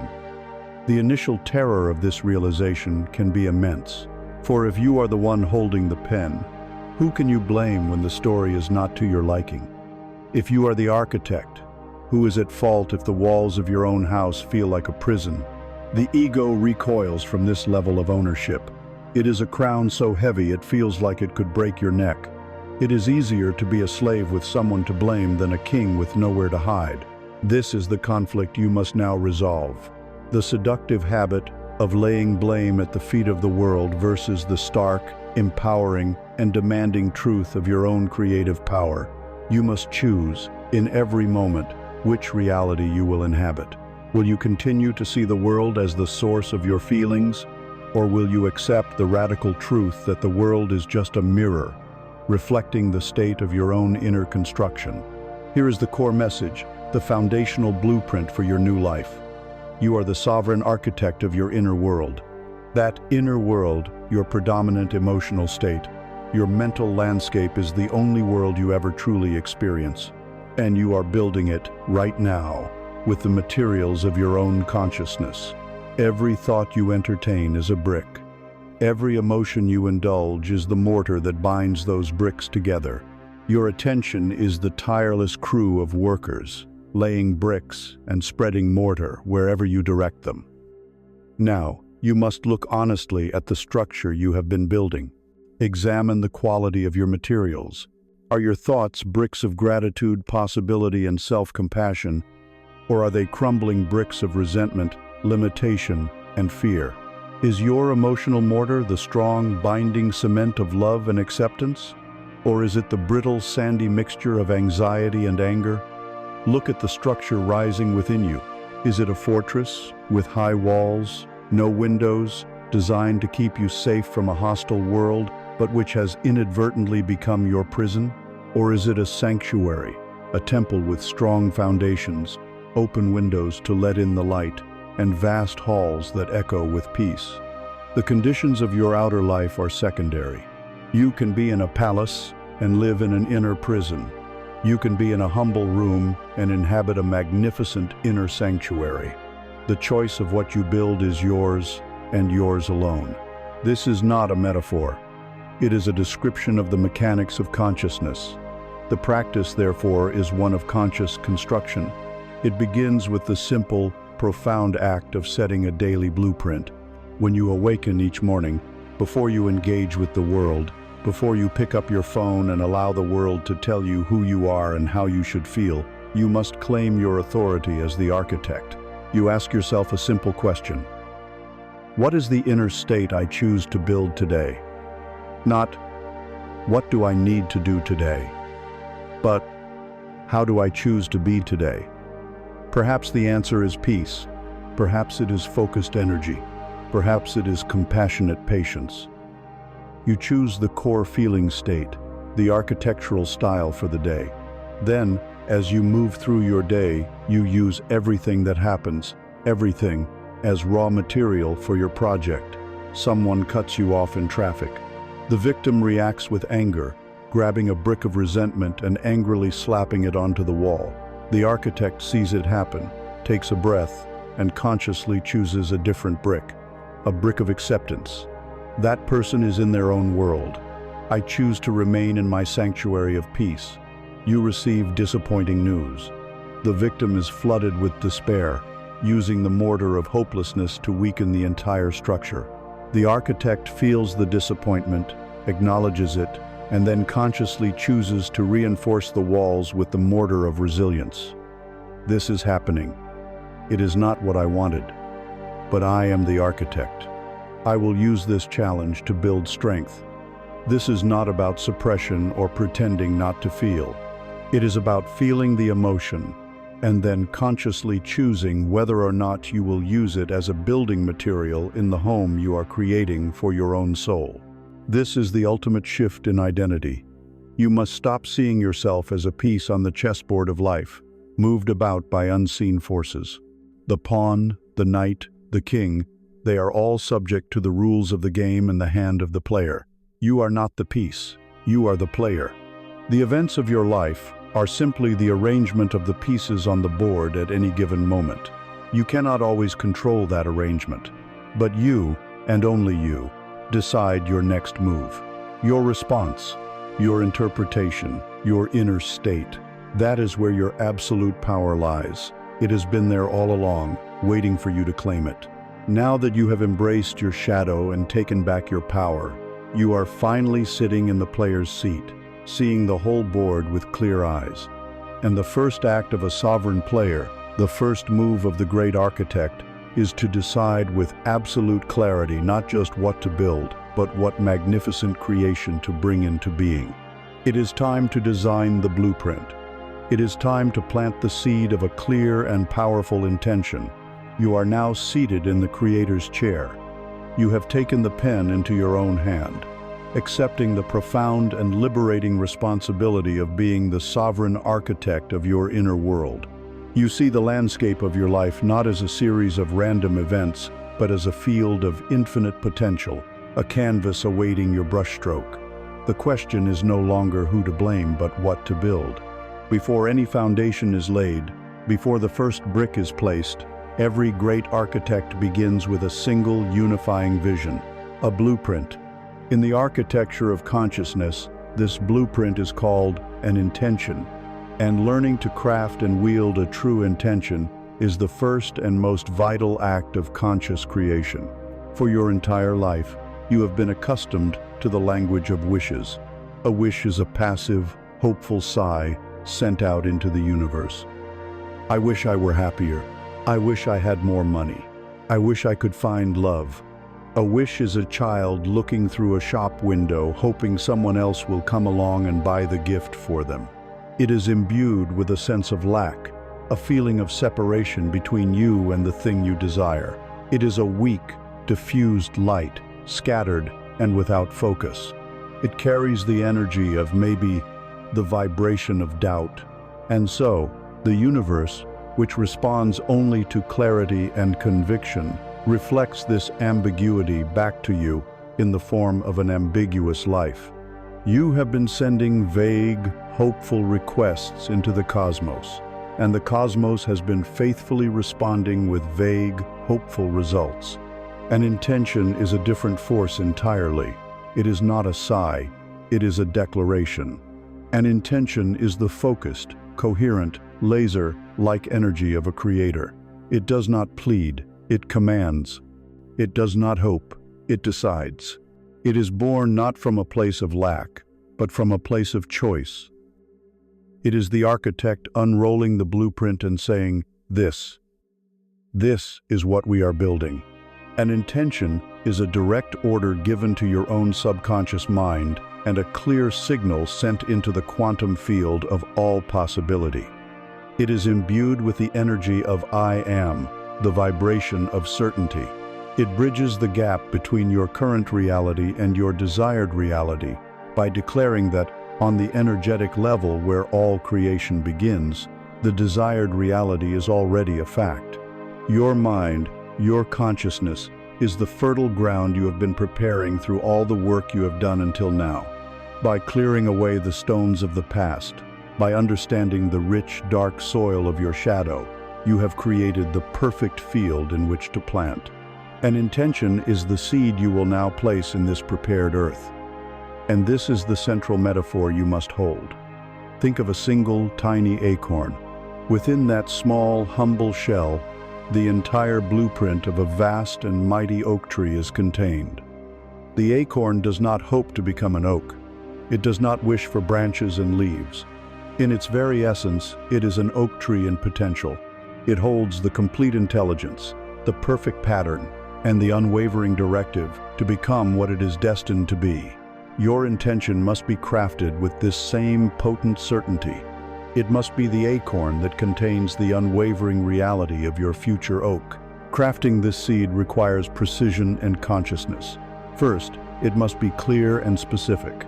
Vague intentions yield vague results. I want to be happy is a field with no specific crop. What does happiness mean to you? Define it. An intention could be, I am living a life filled with deep peace, joyful creative expression, and meaningful connections. I want more money is a leaky bucket. A clear intention is, I am a magnet for abundance, and I joyfully welcome a steady flow of income from sources that align with my soul's purpose. Specificity gives the energy a clear channel to flow through. Second, the intention must be stated in the present tense. This is not a word game. It is a command that bypasses the linear, skeptical mind and speaks directly to the subconscious, which operates only in the eternal now. If you say, I will be at peace, you are telling your subconscious that peace is always in the future, just out of reach. You are programming yourself to be in a perpetual state of becoming, never arriving. By stating your intention in the present tense, I am at peace, I am living in abundance, I am healthy and vibrant, you are commanding your inner reality to reconfigure itself around this new truth now. You are planting the seed in the only moment that exists. Finally, you must charge this seed with the one fuel that makes it germinate: emotion. The words themselves are merely the vessel, the shell of the acorn. The emotion you generate is the life force within it, the living germ that will crack the shell and begin to sprout. This is the most crucial step, the one most people miss. It is not enough to simply repeat the words. You must feel the reality of your intention as if it were already true. This is the practical work. Twice a day, in the morning as you awaken and in the evening before you sleep, you will perform this sacred ritual. You will read your written present tense intention. Then, you will close your eyes, and for several minutes you will inhabit the feeling of the wish fulfilled. What would it feel like to be living in that magnificent sanctuary you have designed? Let the feeling wash over you. Would you feel relief? Let your shoulders drop and your breath deepen with the physical sensation of that relief. Would you feel joy? Allow a genuine smile to spread across your face. Feel the warmth of that joy in your chest. Would you feel freedom? Sense the spaciousness around you, the absence of old burdens? Would you feel gratitude? Let your heart swell with thankfulness for this beautiful reality that you are now living in. You must generate this emotion in your body. This feeling is the water and sunlight for your seed. It is the energetic signature that aligns your personal vibration with the vibration of the reality you are choosing. You are tuning your inner radio to the station you wish to experience, and the universe, by law, must deliver the broadcast you are tuned to. This is your work now, to be the disciplined farmer of your own mind. You have chosen the seed. You have tilled the soil. Now you must plant it with conviction and water it daily with the potent feelings of its fulfillment. Do not dig up the seed every day to see if it is growing. That is the act of a doubtful mind. Your job is to plant it, to nurture it with your faith and feeling, and to trust the process of germination, which happens in the dark, unseen. You have given the command. You have laid out the blueprint. You have planted the magnificent seed of your own becoming. But the architect and the farmer know that this is just the beginning. A blueprint requires a builder. A seed requires consistent tending and protection from the elements. The next stage of your journey moves from the inner world of design to the outer world of action. You must now build the trellis upon which this new life can grow. You must step into the fire of transformation and forge the unwavering strength to protect this tender sprout. You must enter the forge of discipline. You have performed the first sacred act of the Creator. In the fertile, prepared soil of your consciousness, you have planted the seed of a clear and powerful intention. You hold the blueprint of the magnificent structure you wish to build. This is a moment of profound power, but it is also a moment of profound vulnerability. For a seed is a fragile thing. A blueprint is merely paper. The moment the seed is planted, the old forces of your world will conspire to destroy it. The weeds of your old habits will try to choke it. The storms of doubt will try to wash it away. The pests of distraction will try to devour it. An intention, no matter how beautiful or powerful, is not enough. The seed must be protected. The blueprint must be honored with action. Your new reality requires a bridge to get from the world of dreams to the world of form, and that bridge is built plank by plank with the nails and timber of your daily choices. That bridge is called discipline. For many, the word discipline lands with a heavy thud. It carries the cold weight of punishment, restriction, and joyless self-denial. It conjures images of a stern taskmaster, a drill sergeant shouting in your face. It has been sold to you as a tool of self-flagellation, a way to force the unruly, spontaneous parts of yourself into submission. This old, broken definition of discipline is a tool of the prison you are trying to escape. You must now discard it completely. The discipline we speak of here is not an act of self-punishment. It is a supreme act of self-love. It is the devotion of a master gardener tending to the most precious seedling in the world. It is the unwavering commitment of a loving parent who does what is best for their child's future, even when the child wants to eat candy for dinner. You are both the parent and the child. Your higher self, the architect, is the parent. Your impulsive, mood-driven, comfort-seeking self is the child. Conscious discipline is the loving parent choosing to honor the blueprint for the child's magnificent future, rather than giving in to its momentary whims. This discipline is the forge where your intention is made real. Your intention is the raw, unshaped metal full of potential, but still soft and formless. Your daily life, with all its challenges and comforts, is the fire of the forge. And your consistent, conscious actions are the hammer. Every time you choose to do the thing you said you would do, even when you don't feel like it, you are placing the metal in the fire and striking it with the hammer. It is not a comfortable process. The heat of the forge is the discomfort of choosing the difficult path. The impact of the hammer is the strain of pushing past your perceived limits. But it is in this fire and under these blows that the impurities of your character, your laziness, your doubt, your addiction to comfort are burned away. It is here that the soft metal of your intention is tempered and shaped into the hard, sharp, unbreakable sword of your will. Each small act of discipline is a hammer blow, refining your character and making you worthy of the reality you wish to create. The central conflict you will face every day is the conflict between your commitment and your mood. Your commitment is aligned with your intention, your blueprint. Your mood is a fleeting chemical weather pattern in your body and mind. You wake up in the morning. Your commitment is to meditate for 10 minutes to cultivate a state of peace. Your mood says, "I'm too tired. I'll do it tomorrow. 5 more minutes in this warm bed." You come home from work. Your commitment is to spend 1 hour on the creative project that will bring you freedom. Your mood says, "I'm too stressed. I deserve a break. Let's numb out with television for 3 hours." In every one of these moments, you are at a crossroads. The path of mood is the well-worn path back to your past. The path of commitment is the new, unpaved path toward your future. Every time you choose your commitment over your mood, you cast a vote for your future self.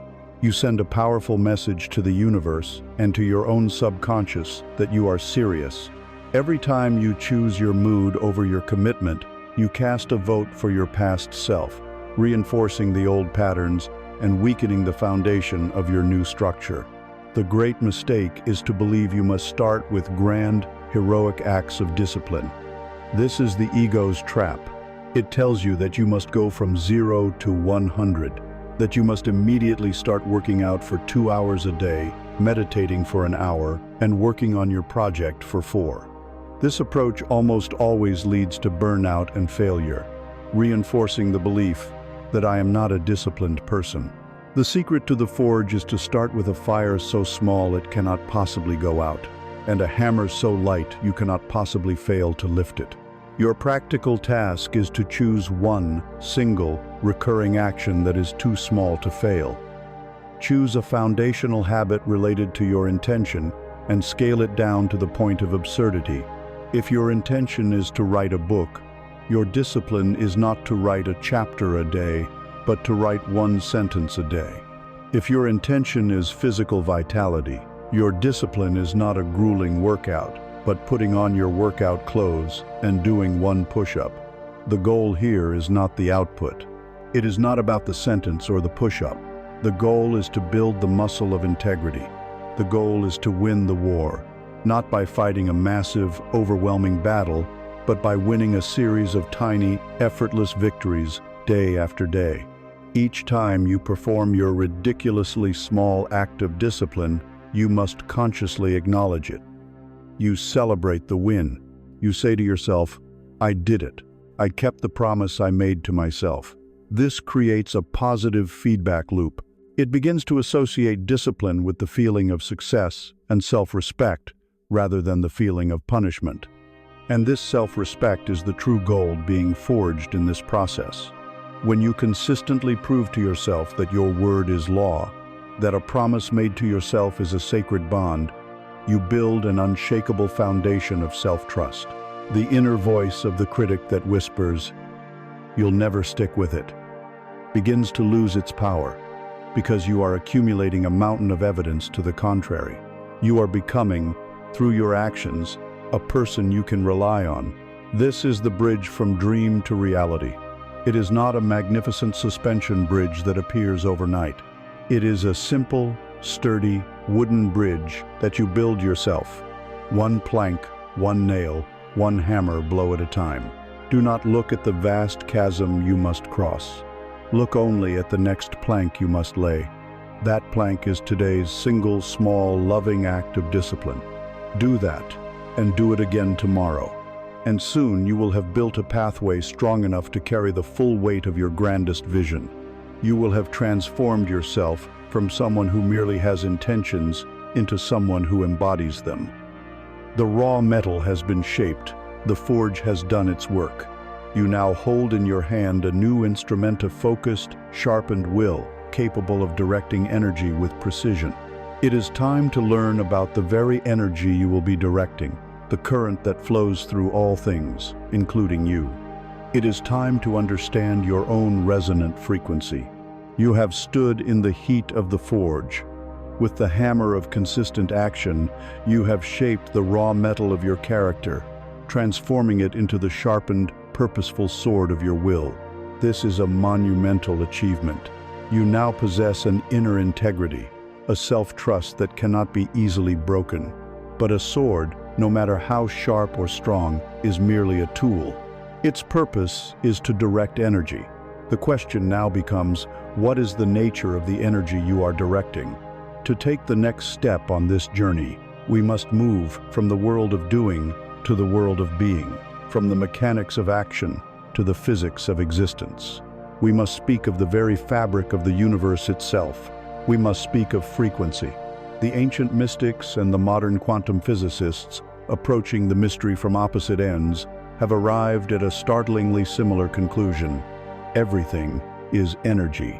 The chair you are sitting on, the air you are breathing, the body you inhabit, they all appear solid. But on a subatomic level, they are a swirling dance of vibrating energy packets. Your thoughts are not just ephemeral things. They are electrical impulses, bursts of energy.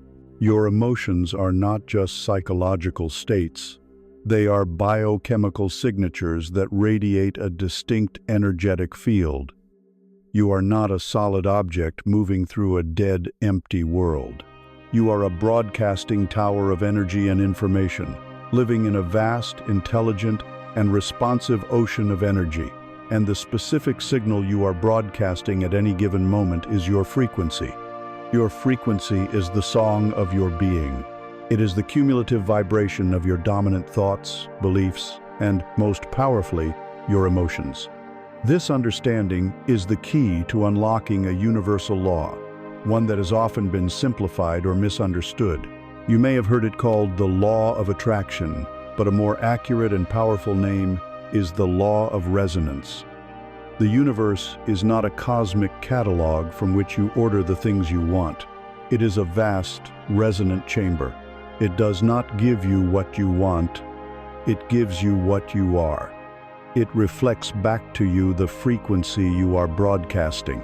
The central metaphor to understand this is the tuning fork. If you hold two tuning forks that are designed for the same note, and you strike one, the other one across the room will begin to vibrate and hum in sympathy without ever being touched. It has no choice. It is compelled by the laws of physics to resonate with the frequency that matches its own nature. You are that first tuning fork. Your life, with its people, conditions, and events, is the second.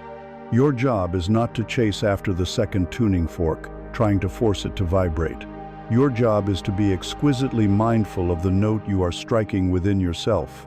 If your inner world is predominantly tuned to the frequency of anxiety, frustration, and lack, you are striking the note of dissonance. The universe, in its perfect and impersonal wisdom, will then arrange a reality around you that resonates with that song. You will encounter frustrating people, experience anxious situations, and see evidence of lack everywhere you look. If, however, you consciously and deliberately tune your inner world to the frequency of peace, gratitude, and abundance, you begin to strike a new note. You are now broadcasting a harmonious signal, and the universe, by law, must bring you people, conditions, and events that resonate with that peace and abundance. They are the second tuning fork, humming in sympathetic harmony with the new song you are singing. Herein lies the inner conflict that has trapped so many seekers. It is the conflict of broadcasting one signal while wishing for a different reflection. You want to experience abundance, but you spend your days worrying about bills, focusing on what you don't have, and feeling the bitter sting of envy. You are holding a tuning fork of lack and asking why the world isn't singing the song of abundance. You want to experience a loving relationship, but you are broadcasting the frequency of loneliness, distrust, or a deep-seated belief that you are unworthy of love. You are striking the note of separation and wondering why you are not experiencing the harmony of connection. This is not a punishment, it is physics. You cannot tune your radio to 98.7 FM and hear the broadcast from 102.5 FM. The signal you broadcast determines the reality you receive. This brings us to a beautiful and liberating core message, a shift in perspective that will release you from the exhausting struggle of chasing and striving. Stop chasing the butterfly. A butterfly is a fleeting, beautiful thing, and the more you run after it, the more erratically it flutters away. Your desire for love, for success, for peace is that butterfly. Instead of chasing it, turn your attention inward. Devote yourself to building the most beautiful, vibrant, and welcoming garden you can possibly imagine. Your inner state, your predominant, resonant frequency, is that garden. Nurture it, water it with gratitude, pull the weeds of resentment, plant the flowers of joy and compassion. Make your inner world such a beautiful place to be that the butterfly of your desire has no choice but to come and land gently on your shoulder. Your work is not to manipulate the outer world. Your work is to cultivate the inner one. How do you do this? How do you consciously calibrate your frequency? This is the practical application. It is not about forcing yourself to feel happy when you are sad. It is not toxic positivity. It is about the authentic, gentle, and deliberate cultivation of resonant states. You must become a connoisseur of the things that genuinely elevate your spirit. Make a list. What music breaks your heart open with its beauty? What melodies make you feel heroic, peaceful, or joyful? That is a frequency calibration tool. Where in nature do you feel most connected, most at peace? By a river, in a forest, on a mountain. Go there. That is a tuning chamber. What acts of kindness, given or received, make you feel a sense of warmth and expansion? Do them. Seek them out. Do you have a pet whose simple, unconditional love makes you feel instantly better? Spend time with it. This is not idle play. This is sacred work. The practice of gratitude is perhaps the most powerful frequency shifter of all, for it is impossible to feel genuine gratitude and broadcast a frequency of lack at the same time. These are your tools. Use them daily, not as chores, but as joyous acts of alignment. You are a transmitter. Every moment of every day, you are sending a signal out into the ocean of energy. That signal is creating your reality. The question is whether you are a conscious engineer of that signal or an unconscious repeater of old, dissonant patterns. With the sword of your will, forged in discipline, you now have the ability to choose your frequency with intention. This radiant energy, this resonant light that you are beginning to consciously cultivate, is now flowing from you. In its natural state, it emanates from you like the gentle, warming light of the sun, blessing everything around you. But what would happen if you were to take this powerful, coherent energy you are now generating and use the sharpened point of your will to focus it? What happens when the diffuse warmth of the sun is concentrated through a magnifying glass onto a single point? It creates fire. It creates a force of immense, world-altering power. It is time now to learn how to focus that beam. You have become the conscious engineer of your own frequency. Through mindful cultivation, you have learned to tune your instrument to broadcast the resonant song of the reality you choose to experience. This energy now radiates from you, a coherent light in a world of noise. It is the gentle, life-giving warmth of the sun, blessing you and everything around you. This in itself is a profound state of being. But you are an architect, a creator. And a creator must not only generate energy, but must also learn to direct it with purpose. The gentle warmth of the sun can sustain life, but it cannot carve a new world from the raw marble of potential. For that, you need a different application of light. You must learn to transform the diffuse glow of the sun into the focused, world-altering power of a laser beam. You must master the art of focus. We live in an age of deliberate fragmentation. The entire architecture of our modern world is designed to shatter your attention into 1,000 tiny pieces. Your focus is the most valuable currency you possess, and every corporation, every algorithm, every media outlet is in a ruthless competition to mine it from you, second by second. The ping of a notification, the endless scroll of a social feed, the cultural mandate to multitask, these are not benign conveniences. They are the tools of psychic entropy. They create a constant, low-grade leakage of your creative life force. You wake up with a finite amount of this energy, and by the end of the day, it has been bled dry, not by a single great effort, but by 1,000 tiny cuts of distraction. You sit down to do the one thing that truly matters, and your mind is a browser with 20 tabs open, each one playing a different song, draining the processing power of your soul. In this chaotic environment, the mind develops an addiction to the very things that weaken it. It begins to crave the shallow stimulation of multitasking. This is the great inner conflict of the creator in the modern age. It is the battle between the seductive illusion of being busy and the profound power of being present. The ego loves multitasking. It feels productive to be juggling 5 things at once. It provides a convenient excuse for not making real progress on the one project that truly scares you, the one that truly matters. True, deep focus is intimidating. It brings you face to face with the canvas. There are no more excuses, no more distractions. It is just you and your potential. To avoid this vulnerable, powerful encounter, the mind will seek any escape. It will convince you that checking your email for the 10th time is a productive act. It will tell you that you are researching when you are actually just aimlessly surfing the web. It is a masterful avoidance strategy. The core message you must integrate is this: your attention is the lens that focuses the energy of your consciousness. Diffuse sunlight, spread over a wide area, provides gentle warmth. But if you take that same sunlight and pass it through a magnifying glass, concentrating all of its power onto a single tiny point, the laws of physics change. The gentle warmth becomes a heat so intense it can create fire. Your resonant energy is that sunlight. Your faculty of attention is that magnifying glass. When your attention is scattered, your creative energy is just a pleasant, diffuse warmth. It feels good, but it doesn't build anything. When you learn to gather all of your attention and hold it steady on a single point, your intention, your creative work, your spiritual practice, you are focusing that light.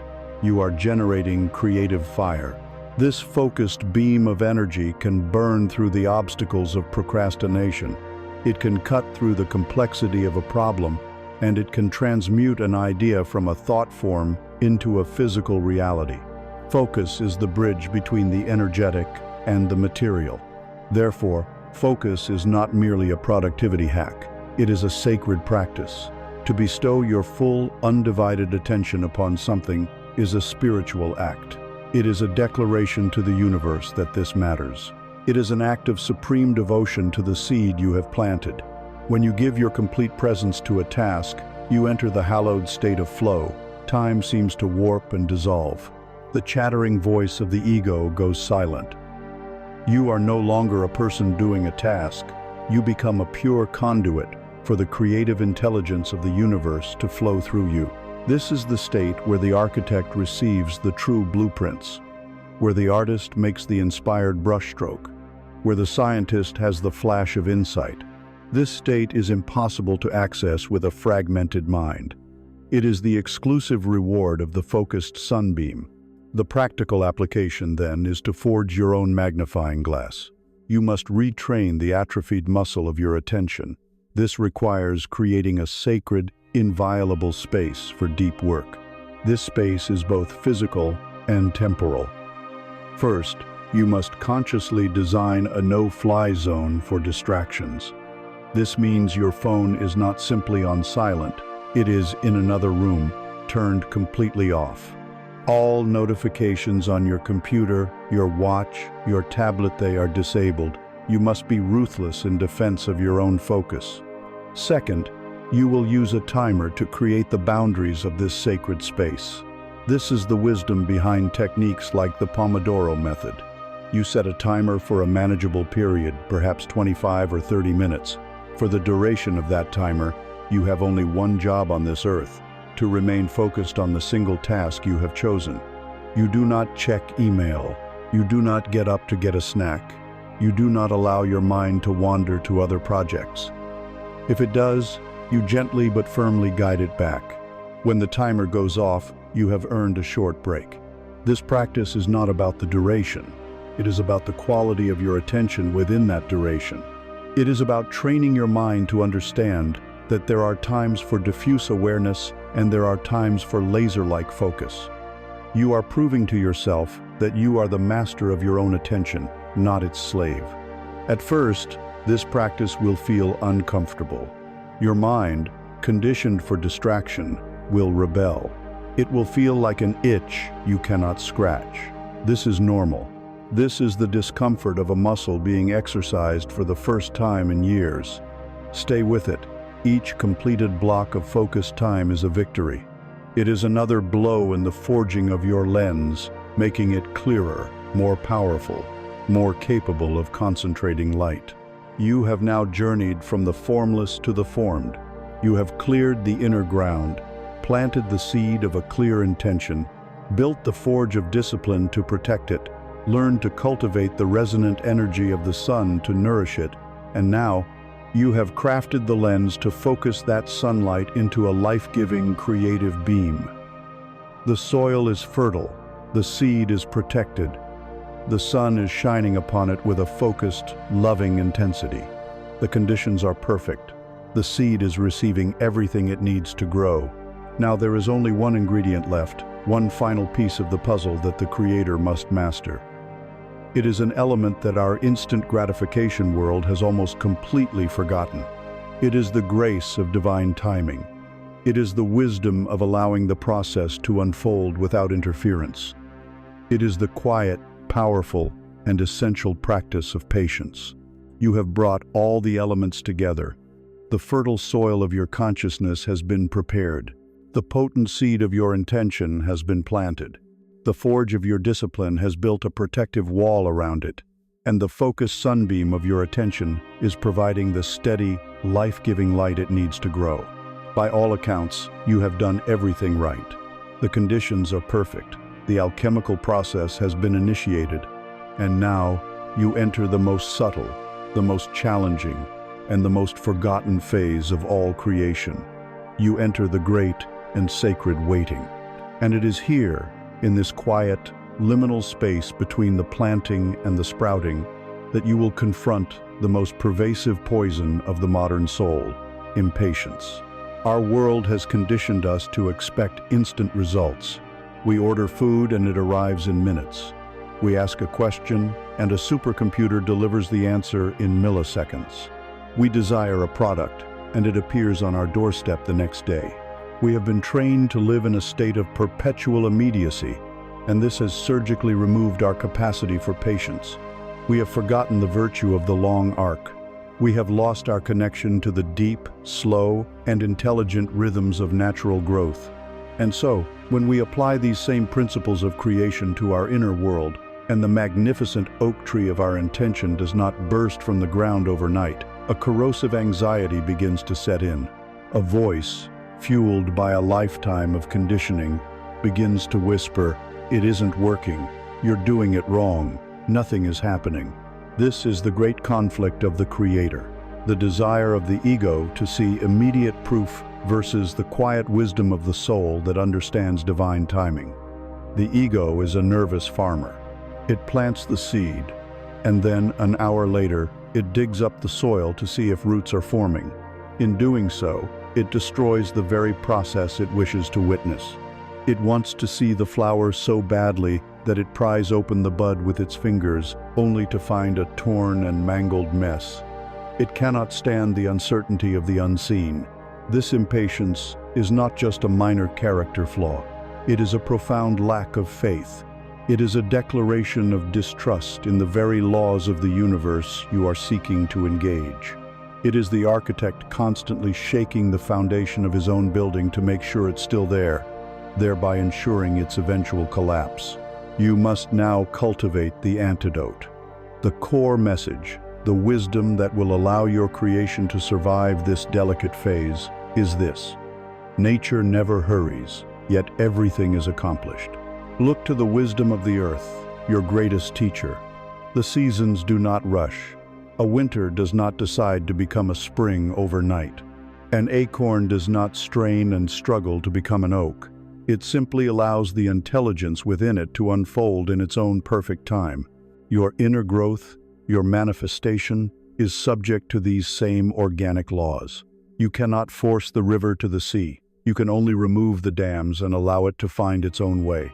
Your work of planting, disciplining, resonating, and focusing was the removal of the dams.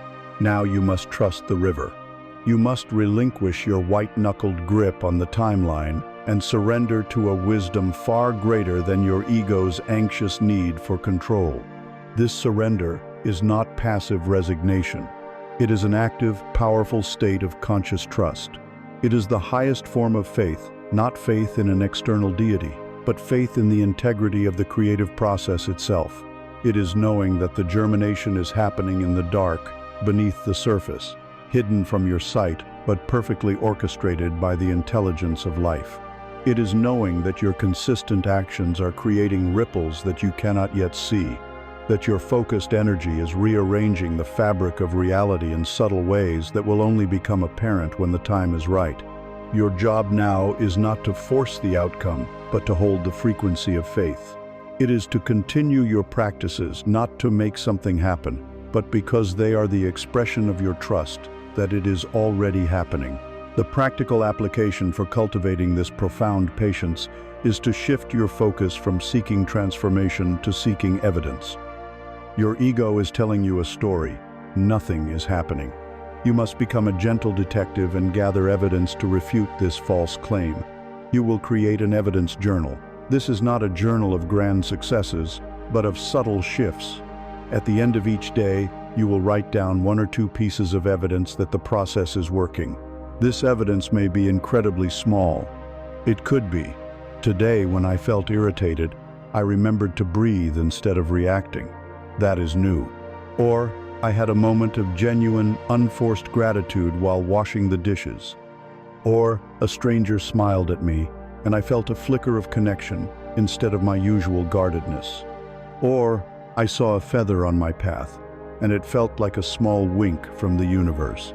You are training your brain to hunt for the good, to notice the tender green shoots instead of complaining about the absence of the mighty oak. This journal becomes your anchor in moments of doubt. When the voice of impatience arises, you can open it and show yourself a written record of your own becoming. The guiding image to hold in your heart during this time is that of the unfurling fern. Before it is a leaf, a young fern is a tightly coiled spiral, a fiddlehead. It is a perfect, beautiful, self-contained promise. It does not struggle against its own form. It does not rush. It simply waits, gathering energy, until an inner silent clock gives the signal. And then, in a slow, graceful, and exquisitely ordered ballet, it begins to unfurl. It opens itself to the world, not all at once, but in a deliberate sequence, each part emerging in its right time. There is no force, no strain, only a yielding to the intelligent pattern encoded within its own being. Your journey is this unfurling fern. You have done the work to create the coiled potential. Now you must allow your own inner intelligence to dictate the timing and the manner of your own beautiful, graceful opening. Patience, then, is the sacred atmosphere in which your creation can breathe. It is the quiet, humming field of trust that allows the unseen forces to do their miraculous work. You have planted the seed, you are tending the soil, and you are trusting the sun. You are allowing the great mystery to perform its magic. But to truly cultivate this deep, unshakable patience, to truly insulate yourself from the frantic timelines of the outer world, it helps to retreat into a specific kind of space. It is a space where the clocks seem to stop, where the opinions of others fade away, and where the only voice you can hear is the slow, steady rhythm of your own heart and the deep, silent wisdom of your soul. To become the patient gardener, you must learn to spend time in the one place where time itself seems to bend. You must learn the value of the sacred solitude. You are learning the art of divine patience. You are becoming the wise gardener who does not dig up the seed, the astronomer who does not curse the night but waits with quiet awe for the distant star to reveal its light. This profound patience, this active state of trust, is a delicate flower, and it cannot fully bloom in the chaotic, windswept environment of the outer world. To truly cultivate it, to allow the unfurling of your own soul to happen at its own graceful pace, you must provide it with the one thing it needs most, a sanctuary from the noise. You must discover the power and the beauty of sacred solitude. Our culture has taught you to fear being alone. It has conflated two profoundly different states of being: loneliness and solitude. It is crucial, now, that you unlearn this false equation and understand the vital difference. Loneliness is a state of lack. It is a painful hunger for connection, a feeling of being on the outside of a great party to which you were not invited. Loneliness is a wound. It is the feeling of being disconnected from others, born from a deeper feeling of being disconnected from yourself. When you feel lonely, you seek others not to share your fullness, but to fill your emptiness. It is a draining, needy state that paradoxically pushes away the very connection it craves. Solitude, on the other hand, is not a lack, but a presence. It is a chosen, deliberate, and joyful act of connection with the most important person in your life, yourself. It is not an escape from others, but a return to your own center. Solitude is not emptiness. It is a rich and vibrant communion with your own soul. Loneliness is the pain of being by yourself. Solitude is the glory of being with yourself. One is a prison. The other is a throne room. Until you can learn to joyfully enter the throne room of your own solitude, you will forever feel like a prisoner in the cell of your own loneliness when you are alone. The inner conflict here is a battle against a lifetime of social conditioning and a deep, primal fear. The ego, your constructed personality, panics in solitude. It thrives on reflection. It needs other people's eyes, opinions, and reactions to know that it exists. When you are alone, with no one to perform for, no one to impress, no one to validate you, the ego has a crisis. It screams, "Am I still here? Do I matter if no one is watching?" This panic is what drives the frantic urge to fill every silent moment. It is the reason you reach for your phone the second you are alone in an elevator. It is the reason you turn on the television to an empty house. It is the reason you feel a desperate need to be busy, to be plugged in, to be distracted from the profound and, to the ego, terrifying experience of simply being with yourself. But here is the core message, the truth that will guide you back to your own inner sanctuary. You cannot hear the subtle music of your soul in a crowded, noisy marketplace. Your intuition, the whisper you have learned to listen for, is drowned out by the shouting voices of the world's expectations, fears, and demands. It is only when you voluntarily step out of the marketplace and into the quiet temple of solitude that the whisper can become a clear, guiding voice. In solitude, the frantic energy of the world dissipates. The psychic static clears. Your nervous system, constantly overstimulated, can finally regulate itself. It is in this quiet that your most creative ideas will bubble to the surface. It is in this stillness that the solutions to your most complex problems will appear, not through brute force thinking, but through effortless insight. Solitude is the wellspring of your genius. It is the space where you cease to be a reactor to the world and become a clear channel for the universe. The guiding metaphor for this practice is the desert. To the uninitiated eye, the desert is a symbol of barrenness, of emptiness, of lack. But throughout history, it has been the chosen retreat for the mystics, the prophets, and the visionaries. They did not go to the desert because there was nothing there. They went because there was nothing in the way. In the vast, silent emptiness of the desert, the non-essential is burned away. The trivial concerns of the personality evaporate under the immense sky. There is nothing left but the raw, unfiltered presence of the self and the divine. The desert is a crucible. It forces you to confront the landscape of your own soul. You go into the desert not to find nothing, but to find everything. Your practice of solitude is the creation of your own personal desert, a sacred space of creative emptiness. The practical application of this is to begin dating yourself. You must treat your time alone with the same reverence and commitment you would a romantic appointment with someone you deeply admire. You must schedule it, protect it, and show up for it fully. This is not leftover time. This is sacred time. Begin small. You might start with a silent tea ceremony. For 15 minutes, you will make and drink a cup of tea. No phone, no book, no music. Your only task is to be fully present with the warmth of the cup, the aroma of the tea, the feeling of the liquid in your mouth. This is a date with the present moment. You might schedule a technology-free walk. Go to a park or a trail in nature and deliberately leave your phone at home. The purpose is not exercise.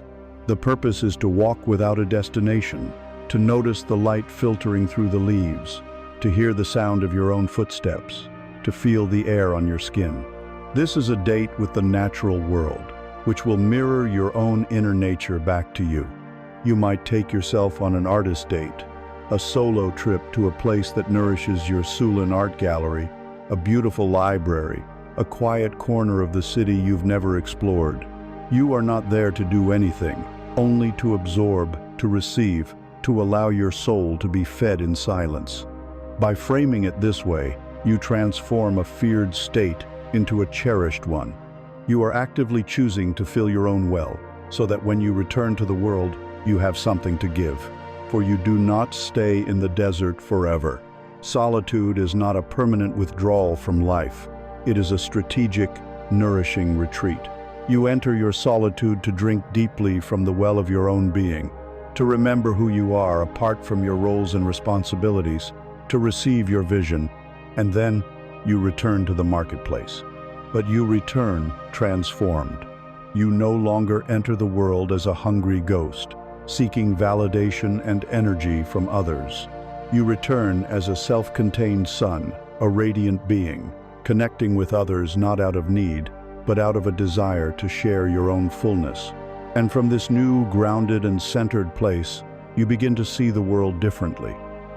You start to notice the invisible threads that connect you to everyone and everything. Having connected deeply with the One, you can now see your true relationship with the many. You are ready to perceive the intricate and beautiful pattern of the woven tapestry. You have returned from the sacred desert of solitude. You have drunk from the deep well of your own being and have found it to be full.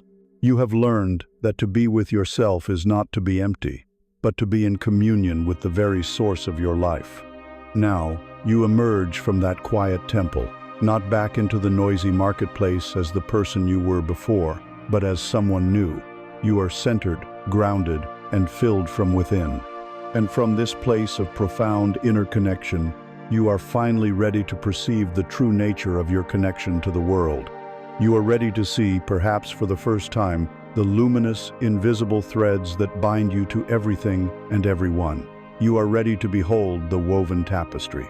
For most of your life, you have operated under a powerful illusion, an illusion that is the root cause of almost all human suffering. It is the illusion of separation. You have experienced yourself as a solitary, isolated entity, a skin-encapsulated ego, as the philosopher Alan Watts called it. You are in here, and the rest of the world is out there. From this perspective, life is inherently a competition. You must protect yourself. You must compete for resources. You must defend your territory against other separate selves. This belief system creates a world of loneliness, fear, and conflict. It is the story of me against the world, and it is a profound misunderstanding of the nature of reality. The truth is far more beautiful and far more intimate. You are not a separate fragment.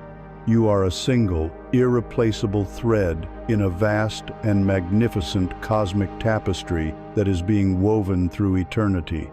Every being, from the smallest insect to the most distant star, is another thread. Every event, every joy, every sorrow is a color or a texture woven into the grand design. From the limited perspective of the ego, all you can see is your own tiny thread and the few threads immediately next to you. You compare your color, your texture. You worry about your position. You fear being afraid or broken end. But from the higher perspective of the soul, the entire, breathtaking pattern is visible. And from this vantage point, you can see that every single thread is essential. The dark threads give definition to the light. The rough textures give richness to the smooth. A pull on one single thread, anywhere in the tapestry, sends a subtle vibration through the entire cloth. This is not poetry, it is physics. As you learned, you are a being of resonant frequency. But that frequency does not exist in a vacuum. It is a vibration that ripples out from you and interacts with every other vibration in the field. Your inner work is not, and has never been, a selfish act. When you heal a trauma within yourself, you are mending a tear in the collective fabric. When you cultivate a state of inner peace, you are adding a powerful, harmonic vibration of peace to the entire world. When you act with kindness, you are strengthening the threads of connection all around you. Conversely, when you indulge in hatred or resentment, you are sending out a dissonant frequency that weakens the fabric.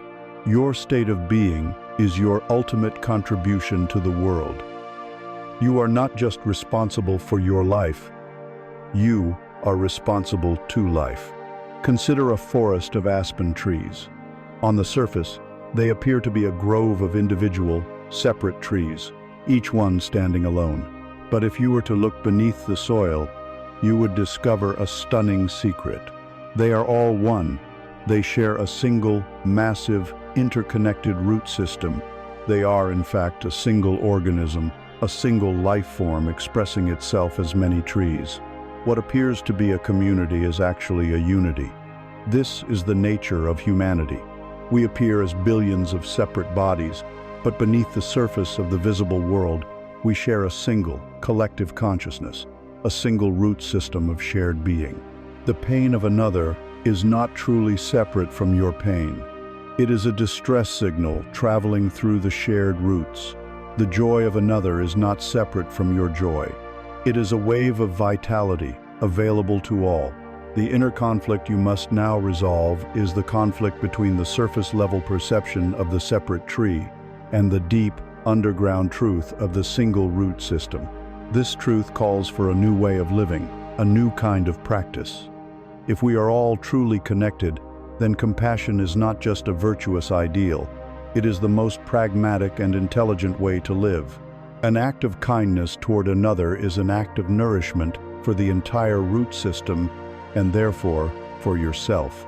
An act of harm is a self-inflicted wound. The practical application, then, is to consciously train your heart to feel this connection, to dissolve the illusion of separation through the active practice of compassion.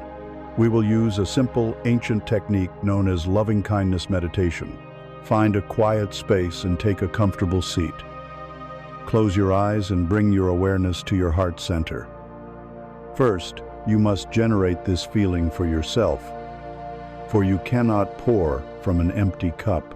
Silently repeat the phrases, letting the feeling behind them soak into your being. May I be happy.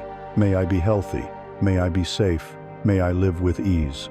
Feel a warmth of gentle friendship toward yourself.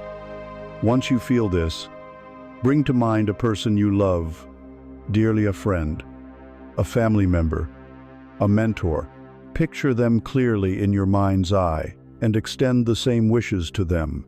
May you be happy. May you be healthy. May you be safe. May you live with ease. Feel your heart extending its warmth to them. Next, bring to mind a neutral person, someone you see in your daily life but have no strong feelings about, a cashier at the store, a person you pass on the street. Picture them and extend the same resonant wishes. May you be happy. May you be healthy. May you be safe. May you live with ease. In doing this, you are acknowledging their humanity, seeing them as a fellow thread in the tapestry. Now comes the most transformative part of the practice. Bring to mind someone with whom you have difficulty. It does not have to be your greatest enemy, just someone who causes you friction or pain. See them not as a monster, but as a suffering being, another thread tangled in its own knots. And as an act of liberation for yourself, to cut the energetic cord of resentment that binds you to them, extend the wishes. May you be happy. May you be healthy. May you be safe. May you live with ease. You are not condoning their actions. You are freeing yourself from the poison of holding on to hatred. Finally, you expand your awareness outward. Picture your community, your city, your country, and then the entire planet. See all the beings, human and non-human, as threads in the great tapestry, and radiate your intention outward to all of them. May all beings be happy. May all beings be healthy. May all beings be safe. May all beings live with ease. As you do this, you are consciously strengthening the entire fabric of existence with your intention. You are acting as a powerful, positive force within the whole. As you emerge from this practice, the world begins to look different. The illusion of separation begins to thin. You see the shared light of consciousness behind every pair of eyes. You understand that every person you meet is walking their own heroic journey, fighting their own inner battles, just as you are. You have moved from a feeling of isolation to a feeling of profound interconnection. And when you truly feel this deep, intimate connection to the whole of life, when you perceive the stunning beauty of the woven tapestry and your own sacred place within it, a powerful and spontaneous emotion begins to well up from the depths of your being. It is a feeling of overwhelming awe and appreciation for the sheer miracle of it all. It is the natural response of a heart that has awakened to unity. This feeling, this resonant frequency, has a name. It is gratitude, and it is the key that unlocks the door to the fullness of being. You have stood in the heart of the interconnected forest, You have felt the invisible threads of the woven tapestry, and your heart has begun to resonate with a new song. It is a quiet, profound hum of awe and wonder at the intricate beauty of it all. This feeling, this spontaneous welling up of appreciation for the miracle of existence, is the seedling of true gratitude. It is the natural state of a soul that is awakening to its unity with life. We must now take this tender seedling and cultivate it into a mighty tree. For in the practice of gratitude, we find the master key that unlocks the very fullness of being. For most of your life, your mind has been running a program that you did not install. It is the default operating system of human consciousness, a survival program inherited from millennia of ancestors. This program is called the scarcity mindset. Its primary function is to constantly scan your environment, both inner and outer, for what is wrong, what is missing, what is threatening, and what is lacking. It is the inner critic that points out your flaws. It is the worrier that rehearses future disasters. It is the discontented voice that says, "This is good, but it could be better." This program was once essential for survival in a dangerous world, but in our modern lives, it has become a source of chronic, low-grade suffering. It is a hungry ghost, never satisfied, always looking for the next problem to solve, the next deficiency to highlight. It ensures that you are always living on the brink of dissatisfaction. The inner conflict, then, is between this powerful, automatic, and deeply ingrained habit of focusing on lack and the conscious, deliberate, and sometimes difficult choice to focus on what is present. It is the war between the part of you that takes your blessings for granted and the part that chooses to count them. You achieve a goal, and for a fleeting moment, there is satisfaction. But the scarcity mind immediately moves the goalpost and says, "What's next?" You experience a moment of profound beauty, and the scarcity mind immediately laments that it will not last. This is the treadmill of the ungrateful heart. It is a recipe for a life spent perpetually striving but never arriving, perpetually accumulating but never feeling full. The core message, the great truth that will lift you off this treadmill, is that gratitude is not a polite social grace or a passive response to getting what you want. Gratitude is one of the most powerful creative forces in the universe. It is an active state of being, a declaration to the cosmos. When you are in a state of genuine gratitude, you are telling the universe, with your entire energetic being, "I see the goodness that is already here. I acknowledge the abundance that is already present. I am open and receptive to more of this." You are aligning your personal frequency with the universal frequency of abundance. By the immutable law of resonance, the universe has no choice but to send you more experiences, people, and circumstances that match the frequency of gratitude you are broadcasting. It is the ultimate paradox. The fastest way to get more is to be deeply, truly, and profoundly thankful for what you already have. You are not trying to get what you want. You are learning to want what you've got. And from that state of fullness, all else flows. Imagine your life, your being, is a cup. The scarcity mindset is obsessed with the empty space in the cup. It measures it, worries about it, complains about it, and is constantly trying to fill it from the outside. But gratitude reverses the focus entirely. Gratitude turns its loving attention to the portion of the cup that is already full. It does not just glance at it and acknowledge it. It savors it. It feels the coolness of the water. It appreciates its life-giving clarity. It marvels at the way the light refracts through it. It gives its full, focused, loving attention to the abundance that is already there. And in doing so, a magical thing happens. This act of conscious appreciation sends a signal to the source of all things, and the source begins to pour more of itself into the cup. The more you appreciate what is in the cup, the fuller it becomes. The practical application of this principle is simple, beautiful, and life-altering. You will begin a daily gratitude practice. It can be the very first thing you do in the morning to set the tone for your day or the very last thing you do at night to frame your subconscious thoughts for sleep. You will list 3 to 5 things for which you are genuinely grateful. The key to this practice is specificity. The hungry ghost can dismiss generic platitudes like, "I'm grateful for my family," but it cannot argue with the tangible, felt reality of a specific moment. So, you will be specific. Instead of "my home," you might say, "I am grateful for the feeling of my favorite chair, the way it supports my body after a long day." Instead of "my health," you might say, "I am grateful for the deep, cleansing breath I just took and the feeling of oxygen filling my lungs." Instead of food, you might say, "I am grateful for the taste of the sweet apple I ate this afternoon and the nourishment it gave me." You notice the small, concrete, and often overlooked miracles of your daily existence. The warmth of the sun on your skin, the sound of birdsong outside your window, a kind word from a stranger, the technology that allows you to hear these words right now. And as you name each specific item, you will perform the most important step. You will pause, and you will feel the emotion of gratitude in your body. Let it rise in your chest. Let it soften your heart. Let it bring a smile to your lips. You are not just making a list.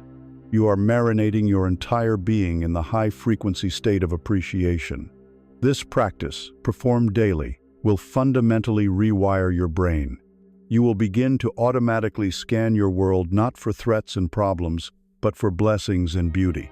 You will transform yourself from a problem finder into a beauty finder.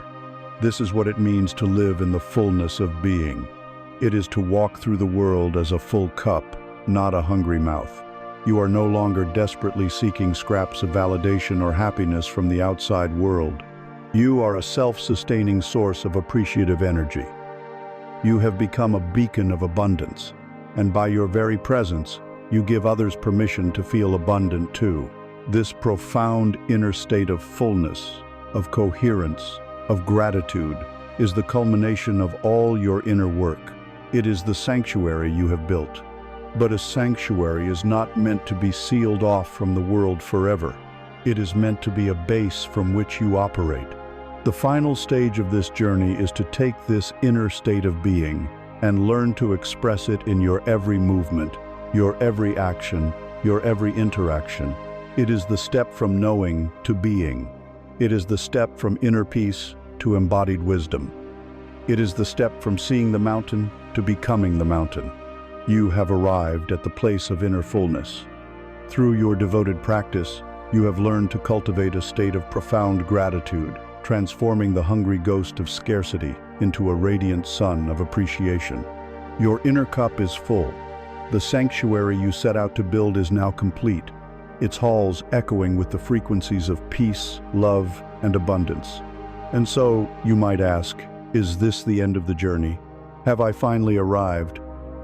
The answer is both yes and no. You have arrived at the summit of the inner mountain. You have reached the goal of creating a coherent, beautiful, and powerful inner state. But this summit is not a place to build a permanent home and retire. It is a vista from which you can see the true nature of the path ahead. Your work is not to hoard this inner treasure, but to learn to spend it in the marketplace of daily life. The final stage of this great work is to close the gap between knowing and being. It is to learn how to embody the mountain. There exists a chasm, a space between the person you are when you are meditating on your cushion and the person you are when you are sitting in traffic. It is the gap between the wisdom you read in a book and the wisdom you express when you are in a difficult conversation. This is the great knowing-doing gap, and it is the final frontier for every sincere seeker. It is easy to feel peaceful in a quiet room. It is easy to feel loving when you are thinking about the interconnectedness of all things. But can you be the peace in the midst of chaos? Can you be the love when someone is criticizing you? Can you be the gratitude when your plans fall apart? The ego, in its final and most subtle trick, can construct a beautiful spiritual persona. It can learn all the right words, adopt a calm tone of voice, and feel a sense of pride in its own understanding. It loves the idea of being enlightened. But this is just another mask, another form of seeking validation. The inner conflict now shifts. It is no longer a battle against your shadow or your past. It is the subtle, moment-to-moment conflict between your intellectual understanding and your lived reality. It is the friction between the self that wants to have achieved a static state of perfection and the wiser self that understands that life is a dynamic, continuous practice of embodiment. True transformation does not happen when you acquire a new belief. It happens when that belief descends from the abstract realm of your head, travels through the feeling realm of your heart, and finally takes up residence in the marrow of your bones. It is when peace is no longer something you seek, but something you are. It is when your compassionate response is not a thought-out strategy, but an automatic, cellular reflex. The truth must become the very fabric of your body, the default setting of your nervous system. The core message is this: do not try to apply strength, be the strength. Do not practice presence, be the presence. Your ultimate goal is not to have a philosophy about the mountain. It is to become the mountain itself. A mountain does not try to be strong. It does not hope to be stable. It does not affirm its own groundedness. It simply is. It sits in magnificent, unshakable presence. The winds of a century may howl against its slopes. The clouds may obscure its peak. The heat of summer and the ice of winter may assault its surface. But the core of the mountain remains utterly unmoved, utterly itself. It does not resist the storm. It allows the storm to be the storm while it remains the mountain. This is the state of embodied wisdom. It is the ability to remain in your own centered, quiet truth, regardless of the ever-changing weather patterns of your life. The practical application for cultivating this state is to practice being the mountain until it is no longer a practice, but your reality. You will engage in a meditation that is less about observing your thoughts and more about inhabiting a state of being. Find a comfortable, stable position, either sitting in a chair with your feet flat on the floor or standing with your feet firmly planted. Close your eyes. First, bring to your mind's eye the image of the most magnificent mountain you can imagine. See its vast, solid base, rooted deep within the earth. See its slopes, rising with effortless dignity. See its peak, touching the sky, serene and majestic. Feel the qualities of this mountain, its stillness, its stability, its immense strength, its timeless presence. Now imagine that you become this mountain. Your body is the mountain's body. Your feet and legs are the solid base, rooted deep in the nourishing earth. Feel that connection, that gravity, that unshakable foundation. Your spine becomes the central peak, rising straight and tall. Your head is the sacred summit. Your arms are the slopes. Feel the sheer mass, the solidity, the permanence of your own form. You are the mountain. And now, as you sit in your mountainness, you remain aware as the weather of the world changes around you. The sun comes out, bright and warm. This is the praise of others, moments of success, feelings of joy. Feel the warmth on your surface, but notice that your core remains unchanged. You are still the mountain. Then, dark clouds gather. The fierce winds begin to howl. This is the criticism of others, the sting of failure, the winds of adversity. Feel them whip around you, but notice that they cannot move you. You are not the wind. You are the mountain. The cold snow of winter begins to fall, blanketing you in a quiet chill. This is the experience of loss, of sadness, of loneliness. Feel the coldness on your surface, but know that deep within your core, you are still solid, still present. The mountain is not diminished by the snow. Then the seasons turn, the snow melts, and the gentle spring rain comes to wash you clean. This is the feeling of renewal, of hope, of grace. Feel it, enjoy it, but know that this too is weather.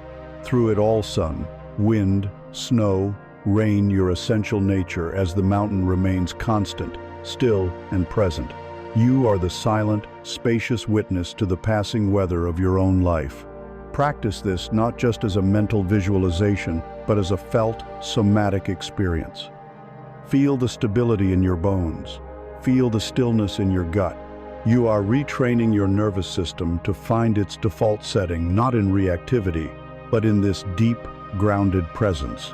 This is how you close the knowing-doing gap. You embody the truth until it becomes you. You are no longer a person trying to be peaceful. You are peace itself, experiencing a moment of noise. You are no longer a person trying to be strong. You are strength itself, experiencing a moment of challenge. This is not a destination you arrive at once and for all.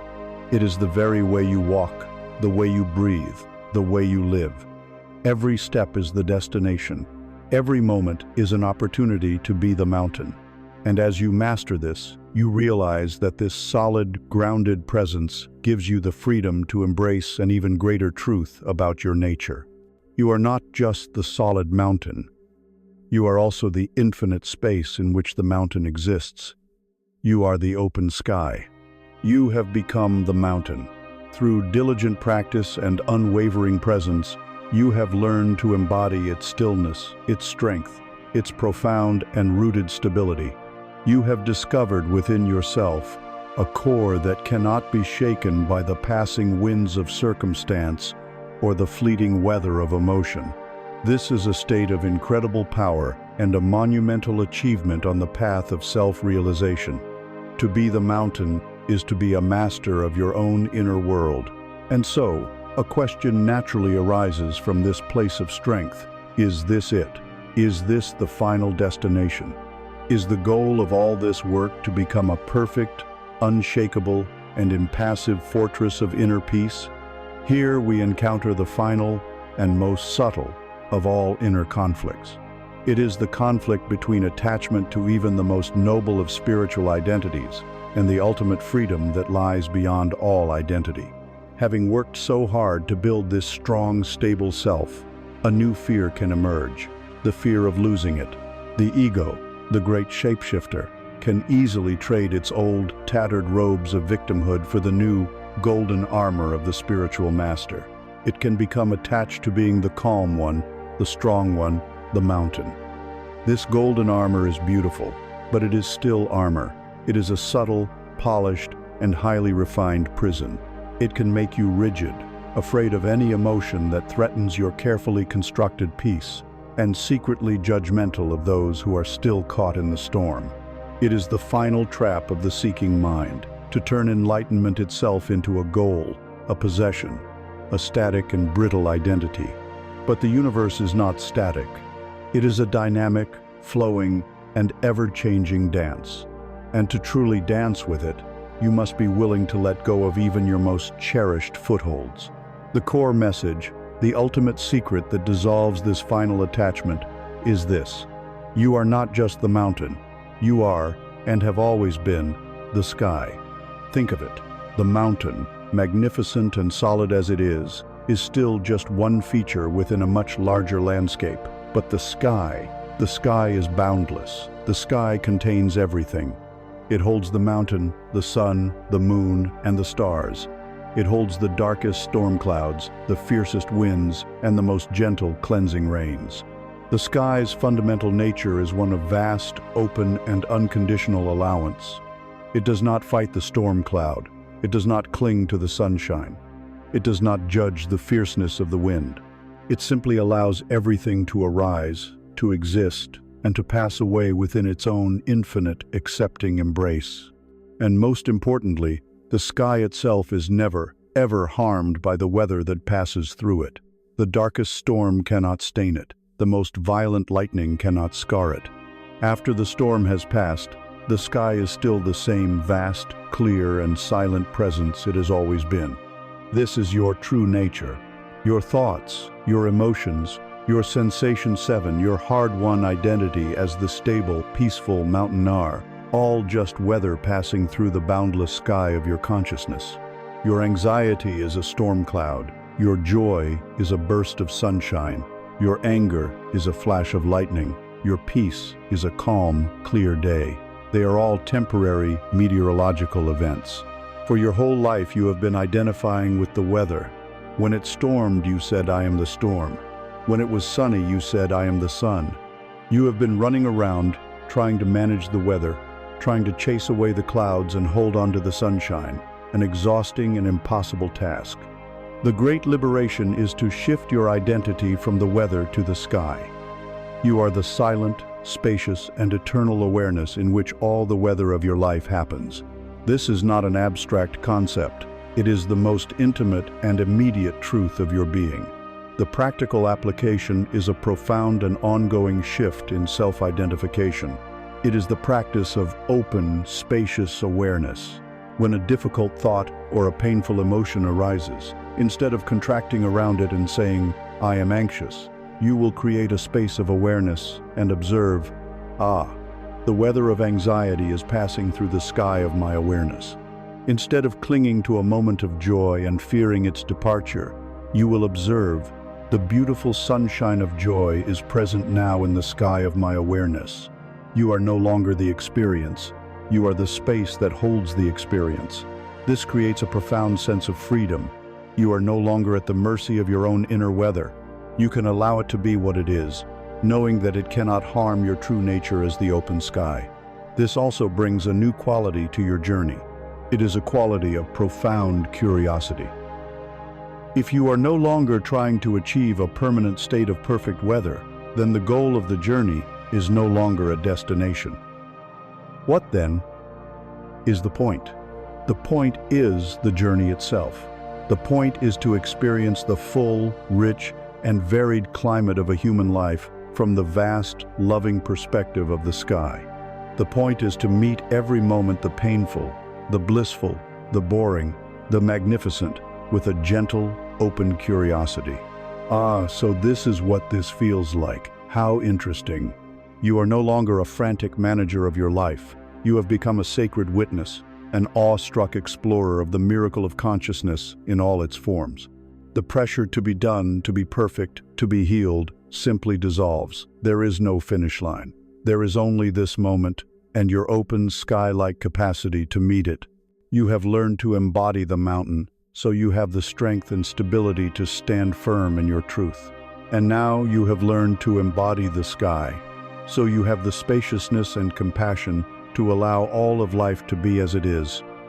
You are both rooted and boundless. You have the strength to act with purpose and the wisdom to surrender to the flow. You are the perfect union of being and doing, of form and emptiness. This is where the path of instruction ends and the path of living begins. There are no more maps to give you, for you have become the landscape itself. You have journeyed from the echoing chamber of a noisy mind to the vast, silent expanse of your own being. You have walked through the fire, you have sat with the shadows, and you have awakened to the magnificent truth of who you are. The journey inward has brought you home, and now all that is left is to take this vast, open heart and this boundless, sky-like mind and walk with them back into the world, not as a seeker anymore, but as a living expression of the very love and freedom you were once searching for. And so, our shared journey through the inner landscape comes to a close. We began in the echoing chamber of a noisy world, feeling lost, fragmented, and adrift on a chaotic sea. We have walked together through the quiet fields of the soul, we have sat with the shadows, and we have stood on the summit of the unshakable mountain. We have learned to embrace the vast, open sky of our own awareness. But this is not an ending, it is a commencement. It is the moment you walk out of the sanctuary and back into the world, no longer as a seeker, but as the sanctuary itself. Do not see yourself as a small boat that must now navigate the treacherous waters of life. See yourself as the lighthouse. Your foundation is the bedrock of your own embodied truth, the mountain that you have become. Your structure is the integrity you have forged through discipline, standing tall and unwavering. And the light that shines from your highest window is your own unique consciousness, your resonant frequency, the peace and fullness you have cultivated within. Understand the function of this lighthouse. It is not its job to chase the ships. It is not its job to roar at the storm or to beg the fog to lift. It is not its job to worry about which boats see its light and which do not.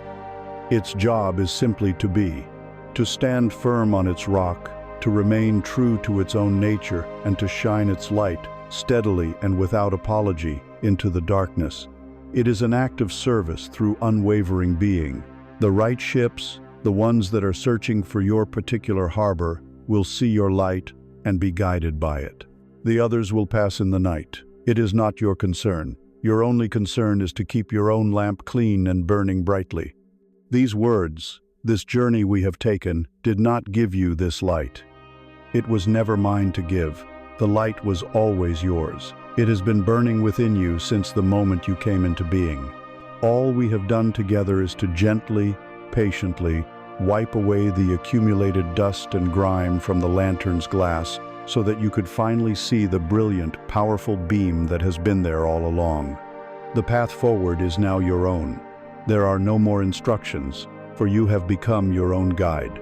There are no more maps, for you have become your own true north. Live from this place of fullness. Connect from this place of wholeness. Create from this place of infinite potential. The silence is now yours. The light is yours to shine. Stand tall. The universe is listening not to your words, but to the truth you have become.